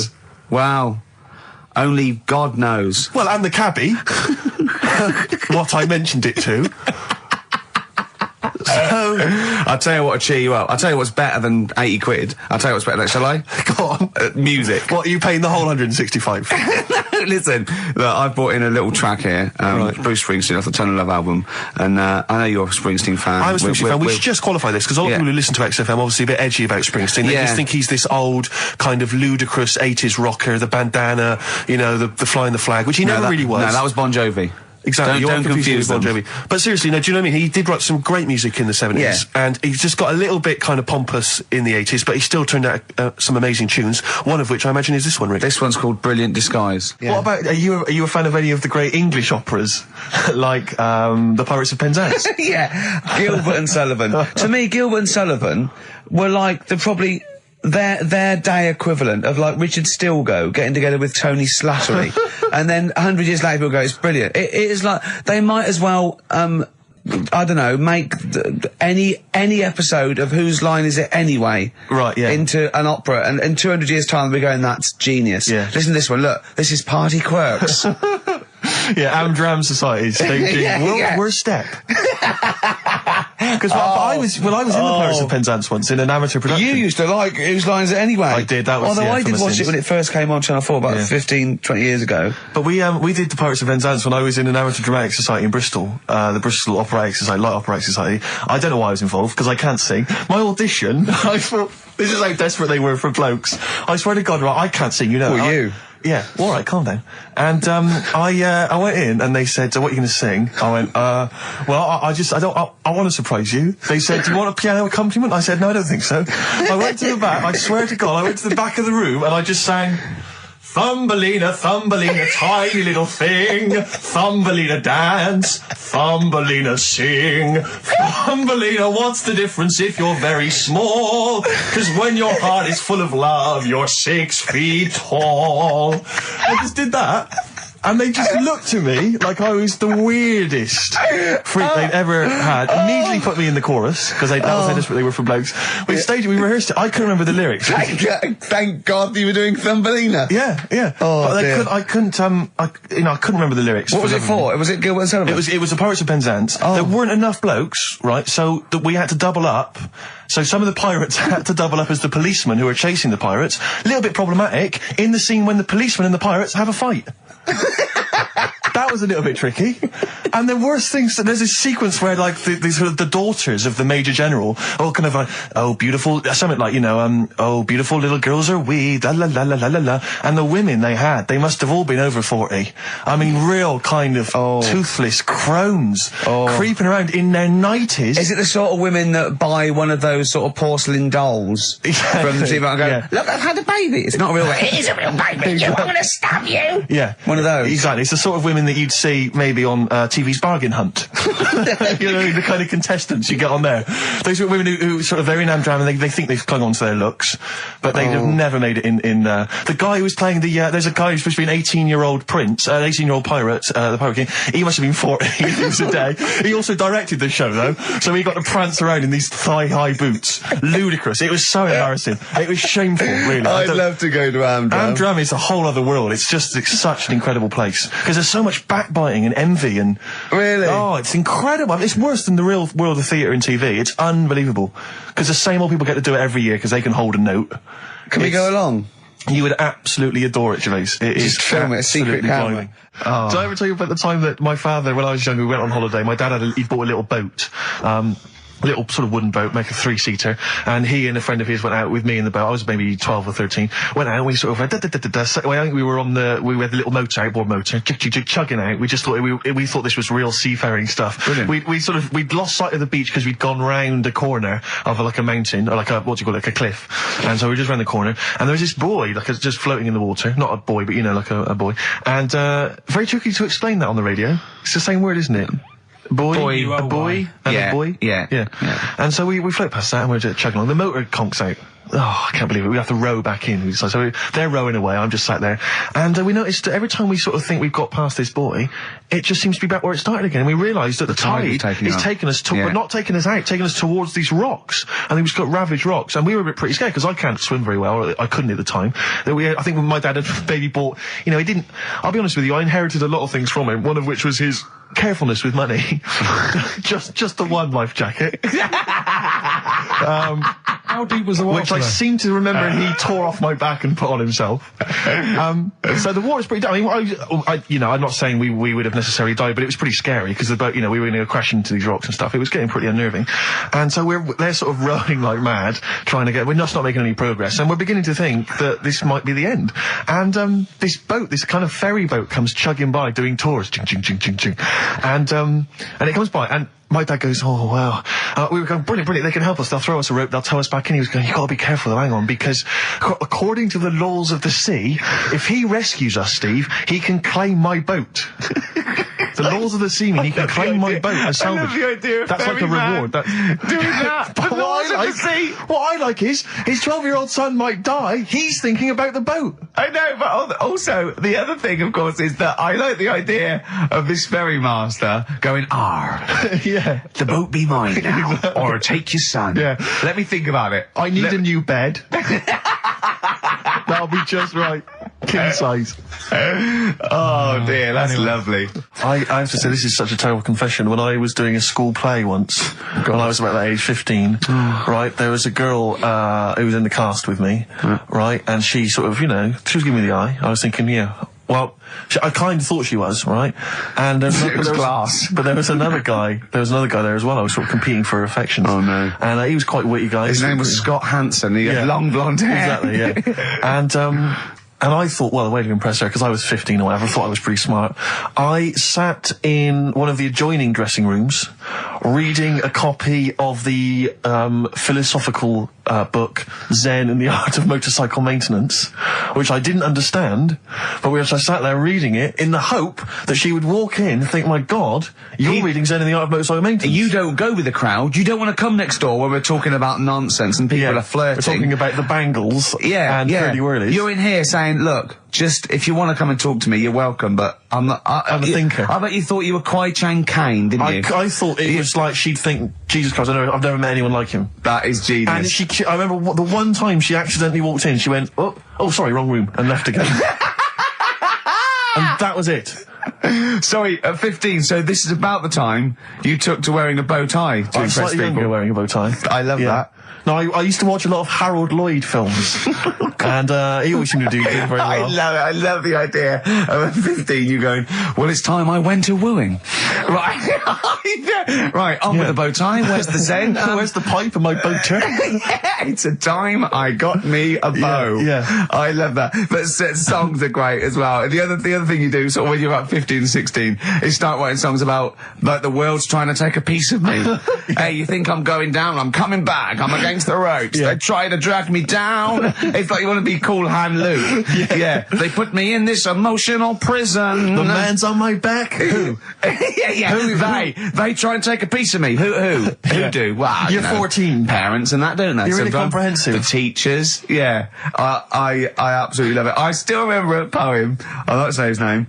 We're about 14, 15, and we had to write a poem, and obviously everyone's was pretty rubbish, but we mercilessly took the piss out of this bloke because I still remember the poem, and how he did it is he went through a dictionary and found things with that, and this is a poem, right? Okay, remember? I've remembered this for 25 years, right? The reason why I had to die. Did I bleed the blood of greed? What was my destiny? And when we hear this, we were laughing. I mean, for a year, we would go, what was my destiny? It was just great. Can I hear it again? I enjoyed the reason why I had to die. Did I bleed the blood of greed? What was my destiny? That's almost as catchy as Monkey News. Oh, God! Oh! I've got some monkey news for you. Let's play a record and come back, and I've got some great monkey news for you, Carl. But, because when I was younger, I remember being outside a post office once when I was about 10 or 12, and finding a purse, and thinking, oh, that's nice. Yeah. And opening it up, there was some money in there, and a pension book, and so it was obviously an old lady. I found an address, I sent it to her, and my mum said, you've been so good there, you'll probably get a little reward. She'll probably send you a little reward. Nothing. I got maybe a thank you note, but no cash, no moolah, nothing. Really? And I was livid, because I'd been told that I was going to get a reward. I thought I've been a good Samaritan, nothing.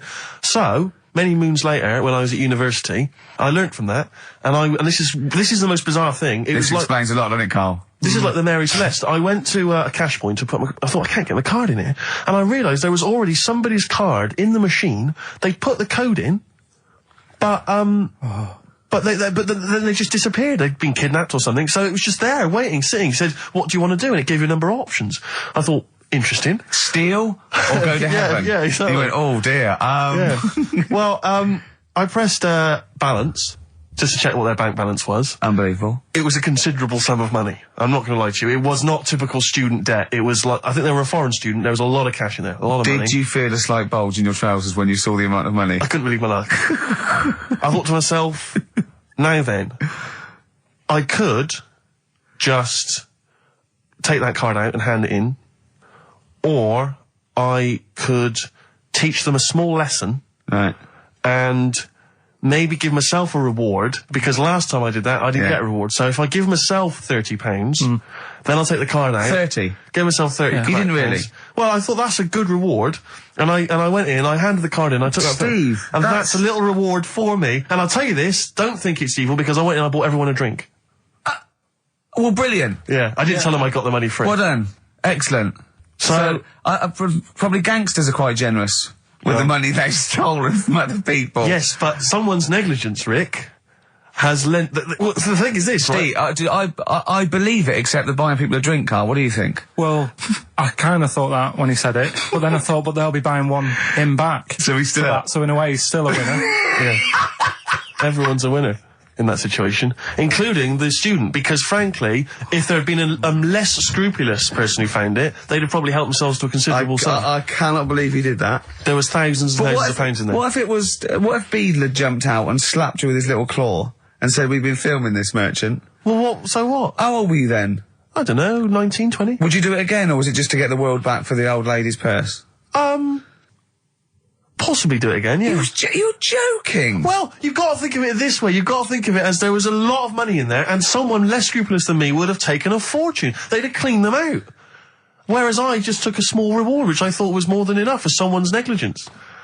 And I've returned the card. They've got the card back. Everything's fine. Think of someone else. I could have gone on a spending spree. I could have been buying stuff, all sorts. Yeah, but it wasn't yours at all. Yes, but they probably would have given me a reward. And because, sometimes people forget or, they don't give you a reward, I thought I should take it myself. You had to go at your dad for nicking a loaf of bread out of a phone box. Yeah, but that's because it's for old people, geriatrics and stuff. How do you know how old was your people who you were robbing from? It was on a student campus.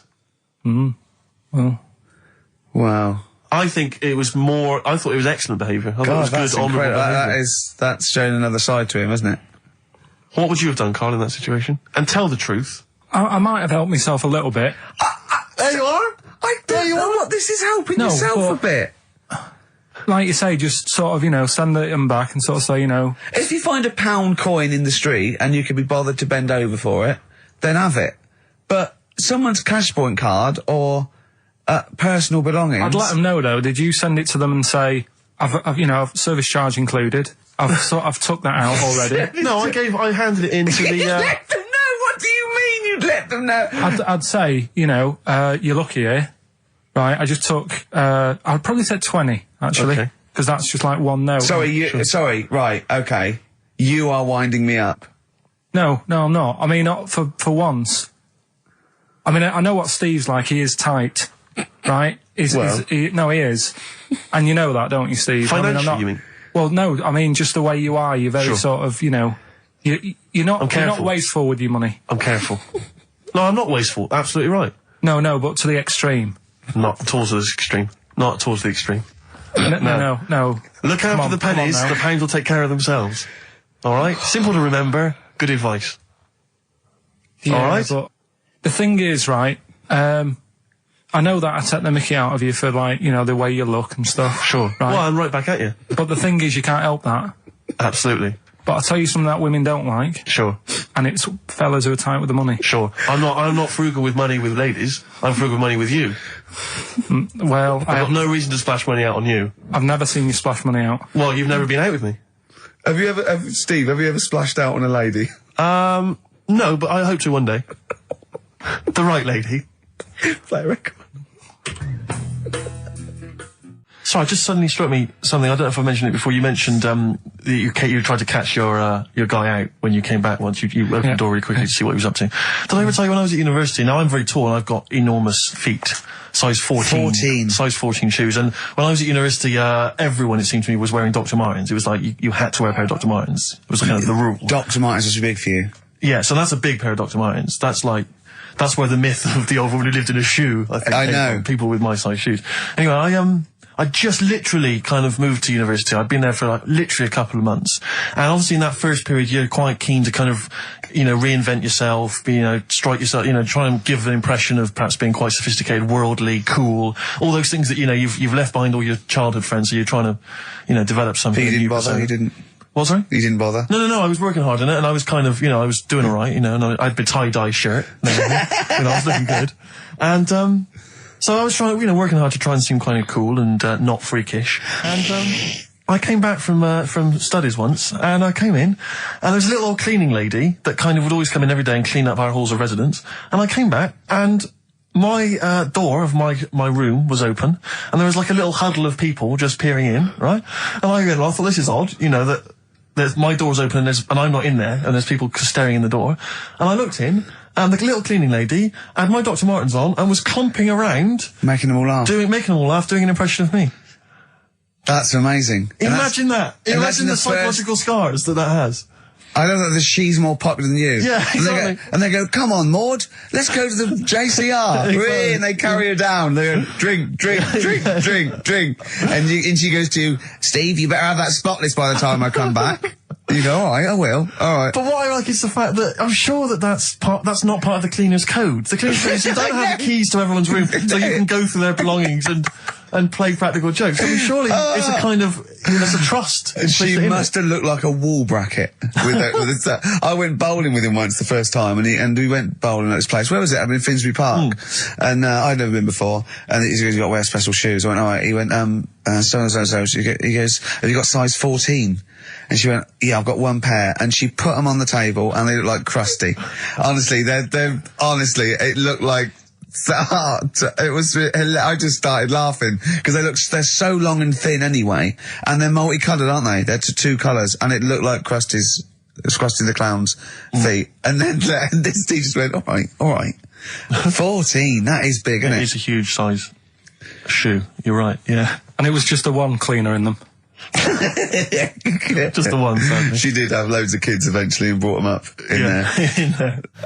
You were talking about renting an office. I'm a little bit intimidated because I'm just at the moment thinking about trying to buy a flat or something because I'm just tired of pissing money down the drain every month. I know, yeah. And but I'm really petrified. I've put it off because I'm really gullible. When I'm confronted with anyone in a suit who sort of knows what they're talking about, they can sell me anything. I'm intimidated. It's like, you know, you're supposed to go in there and you're supposed to sort of act like you're the guy with the money. This is what I want. This is what, no. But I go in there and it's like, I'm afraid they're going to say, clear off. I don't want to sell you a house. I'm not interested. Have you ever thought of like really putting on sort of like some sort of cool air? Like, sort of like kicking the door and going, what's that? Is it like, you'd be found out in 30 seconds, wouldn't you? Exactly. You'd go in there, you'd stub your toe, and they go, what do you give? I put my toe, Exactly, yeah. Brilliant. Just tapping the walls. Yeah, tapping the wall. What's the rates? What rates? I don't know. Well, do you remember, I don't know if I told you before, I wanted to buy a laptop computer, and everyone said, go up Tottenham Court Road, and I was reading like magazines and stuff, they were saying haggle, make sure you haggle, make sure you're planning to haggle, get the best deal you can. And I found a shop which was selling the computer I wanted, and I went in there, and I had this whole plan in my mind of what was going to happen. He was going to say, like, it's worth this. I'm going to go, well, look, I can get it cheaper here, I want to buy it from you, I'm going to haggle, and off I went. So I went in the shop, and I said, yeah, looking for this, interested in this Toshiba. How much is it? He went, it's 1,500 quid. I went, sure. Okay. I said, I'll give you 1,300. He went, it's 1,500. And I said, sure, but I'm willing to give you 1,300. He went, 1,500. And I was done already because he hadn't even begun to haggle. And I was assuming he'd at least go 1,400 and we could start, but nothing. So now I was screwed. My whole plan went out the window. Yeah. What did you do? Just leave? No, I said to him, the thing is I can get this computer cheaper down the road, but, you know, I like what you're providing there. I like your service. I've had good stuff about you. It was amazing. I said, I've heard good stuff about you. And he went, I said, seriously, I can walk down the street, I can buy it there for cheap for like 1,400. And he went, well, see you later then. And I was like, right. So I walked out the place. I said, well, I'm going to have to leave then. And I walked out the place, and of course I wanted to get it from there because it was still the cheapest, so I had to walk back in again. I went, yeah. I've just had some second thoughts. Listen, I'll tell you what, I'll pay the 1,500. Can I get a free carry case? He went, the carry case is free anyway. I said, I'll take it. The carry case is free. I got nothing. No, but how much would you charge for that if it was on sale? Carry case a tenner. Well, let's just say it is a tenner. Give it to me for free. And he went, no, it's a tenner. And you went, well, you said it was free a minute. Yeah. It's just pathetic. That is lovely. It's having to walk out making a big statement and then come back in again. Oh dear. So I'm really scared. I feel like I need someone to come with me and do all the talking. You know what they're talking about, because I'm not going to be able to tell if there's subsidence or if there's damp or. No, but you don't do that, don't I? Is that not my responsibility? No, you get a survey done. Sure. And they charge for that, and then you don't have to go around doing it yourself. Right. Could I make a saving if I did it myself? Yeah, this should be over. Yeah. There's a hole in the wall, Steve. Yeah, but what's a hole in the wall? Put some newspaper over that. In Chaucer's day, that was the toilet. That'd be fine. I'll tell you, you're going to go along later to the Live 8 gig and you're probably going to see some bands that are going to make an effort to entertain you. But if you want entertainment, Rick, you know it. There's only one person to book. Go on. Me. If you have perhaps something to do, because I'm obviously a top DJ on the radio, but where I really come into my own is DJing in any kind of club environment. Well, you told me you were DJing, I didn't go to it, DJing at a party, and you said the place was rocking. The place was roaring. And I loved it. Carl just said he was there and they weren't. Well, that's nonsense, Carl, They because weren't, you know so- very well that when I'd put on a tune, they'd cheer. Yeah, but it was late on in the night. They would have done that, whatever you put on. That's nonsense. No, they were happy and everything. I'm not saying they weren't having a good time. It was your party. It was all right, but they weren't going mental like you're sort of making up. They were definitely going mental. When I put on the Proclaimers, they could not believe their luck. They would have walked 1,000 miles. Was it good though? Were they really? What were they doing? Were they They were dancing, were they? Dancing and that, but they weren't sort of cheering, going, more and all that at the end. What are you talking about? Oh, Take On wow. Me came on. The big cheer went up. Oh, I don't know who to believe. I've been there, done it, Steve. I've been the DJ as well. Oh, it might be jealousy. It might I think be there's like professional jealousy there. Yeah. I think it's because my fortunes are on the up and these are on the down. We all know famously that he had Pilk was making music. his Didn't DJ happen. outfit. Didn't happen. I did enough. I just wanted to do enough to pay for the equipment, and I did. And that was that. But I don't like crowds, do I? But you're safe, aren't you? You're behind the little thing with the flashing lights. But there's still a lot of people and that forced fun. Don't like that. Forced It's not forced fun. They haven't got to It dance is. if they don't want to dance. Yeah, don't like it. What do you mean your fortunes are on the up? Anyway, DJing. Well, I'll tell you, I was hired. Well, I say hired. I did it as a favour to a friend. His wedding the other week, and I got there. I was thinking, because everyone had their little role to play, and then people were doing a good job. I love you taking it seriously. And I did. going I to a spent wedding. ages putting together some CDs, special selection CDs. I love that. Because what I did was I burned them on iTunes. Did you turn up with your own headphones round your neck? Own headphones, wearing a suit, but headphones. Metal case. Didn't need it. Just had them all in one small box. Brilliant. Boom. I thought this is good stuff. I got some classics here. Give me an example. Give me an example of that, like the first hour, the warm up hour. Rick, I'm coming straight in with Frankie Valli. Oh, what a night! Brilliant track. I mean, when those beats start at the beginning, who's not getting on the dance floor? Wait a minute, what's this following it up? Go on. It's the Jacksons. What, I Want You Back? I Want You Back. Brilliant. It sounds good at the moment, Carl. Yeah. So Go on. I'm thinking, I'm gonna roar this, because they laid on a good spread. The ceremony was nice, food was nice. I'm thinking this is going to be the piece de resistance. Yeah. Alarm bell started ringing. Why? When I realised there was a marquee outside. Of course, it's a balmy summer evening. I'm stuck inside on the dance floor, so I'm thinking I'm going to be struggling here to get them in. And even with flavours like this, I thought I'd struggle, Rick. So I'm sat there in my suit. I'm sat behind this little DJ console. I've got all the big numbers. There's one or two people making some token effort, but frankly, most people are outside everywhere. That time. I was livid. Of course, they couldn't hear it out there. So I was playing to an empty room, really, and I was furious. I was absolutely furious. Because, I mean, what is, they're wasting my time. They're wasting, now I could have just stuck the CD on and gone out. They're wasting Frankie Valli's. Frankie Valli's time. They're wasting the Jackson 5's They're time. wasting, D-Light's time. Yeah, yeah. And so I'm sat there, and there's a couple of people making a cursory effort. Mainly when they come to get a drink from the bar, they might have a little quick, couple of twos. You shout, we don't want your Not lot. interested. All of your no All one. of your no one at all. And then there's a microphone set up because people have been doing speeches. This little girl gets on the mic, right? It's being funneled through the speaker system. So every time I put my headphones on, Miss Dynamite, was it? It wasn't sadly Miss Dynamite, although she decided to have a little go at MCing. She was screeching a little head How off. old is she? Oh, I don't know, 8 or 9. At their most annoying. when children are at their most annoying, because they got a bit of confidence there. They're a bit cocky. They're not shy anymore. They're a bit arrogant. Yeah. She's screeching her head off, so I'm playing, and she doesn't know it. your face! I'm playing into the groove. No one's getting into the groove because she's going mental. She's just going, what's this? What's this? I don't know what this is. Play something I know. I'm thinking I haven't got any bloody DJ Otsu or Crazy Frog. I'm not going to play what you... So she's just screeching along, ruining it for everyone. And I say everyone, there was no one there. So me, she was ruining it for me. I bet you were really I was angry. furious. But of course as well, every time she screeched, it went through my headphones.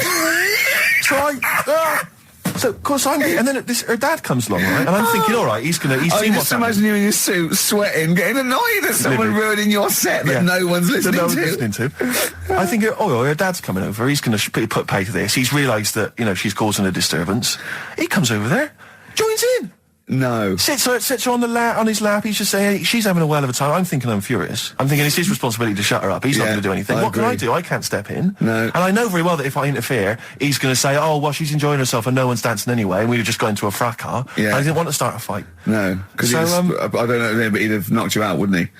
Someone would have got knocked out. And I'm not saying who it would have been, but, but there were, to bear in mind, Rick, there would have been 2 of them. And so I didn't want to get into a fight with him. And anyway, so I'm playing. Anyway, so my friend came along. He realised what was happening, and I didn't have the guts to unplug the microphone because he'd have known. You see. Yeah. So I got my friend to do it when she had her back turned. So he pulled the plug out. The microphone went dead. She went, "What's going on?" I went, "I don't know what you're talking about." I said, "I don't know." She said, "Where's the microphone?" I said, "You must have broken it." I don't know what's going on. Someone will probably make you pay for that. Anyway, at least we shut her up. That is great. But it really went from bad from worse. And there's that thing when you panic, you start panicking. So you're putting on a lot of flavours that you would have saved till the last hour. What are we talking? Boom, boom, shake, shake. Exactly. You're throwing him in early. Love Shack's coming on way too soon. Really? Oh, Love Shack before 11. It's heresy, but I had to do it. But anyway, in the end, I made the bride go and get some people in. I said, look, it's your special night, all right, and they're going to enjoy this. I'll be honest, love, this is a washout, and it's up to you exactly. to turn this wedding around, or I'm walking. I'm walking, and I tell you, they're going to have a sour memory of this evening unless you bring some people in. Get everyone in dancing. So she got him in at the end, Brilliant. And I'll tell you this, Carl. I mean, I don't know what you say, but they were loving it. They were absolutely loving it. A bloke came over and said, "Have you got Amarillo?" I said, "No," but I put on something even better, Delilah. Wedding crowds always go for Delilah. A song, of course, about old man killing his wife. It always goes down very well, strangely, at weddings. They get into a sort of hokey-cokey thing. They went berserk for it. And I was following it up with, I had the Monkeys, I had all sorts going on. Brilliant. Of course, you know what happens. What? I'm going great guns. People are absolutely loving it. They're rocking it. I throw in, I had something cracking on at the end. Come On Eileen, of course, was on. People were going berserk for it. Which is unfortunate because the bride's name was Eileen. Yeah. And then the bride pipes up. I'm throwing the bouquet. So they all traipse off outside again. I was furious. Oh, no. I plugged the microphone back in. I said, "What are you doing?" We got, but they went out. Then, of course, you can't get them back once they've done that because all the women are running around. I got the thing. And then they got to wave everyone off, throw the confetti. They ruined your day. I was having a great time and they ruined it. She ruined your special day. She ruined my special night. Oh, no. It's on her head. What would you put on about now, Carl? What if I was DJing? Yeah. Probably a bit of world party. Go on, then. Interesting.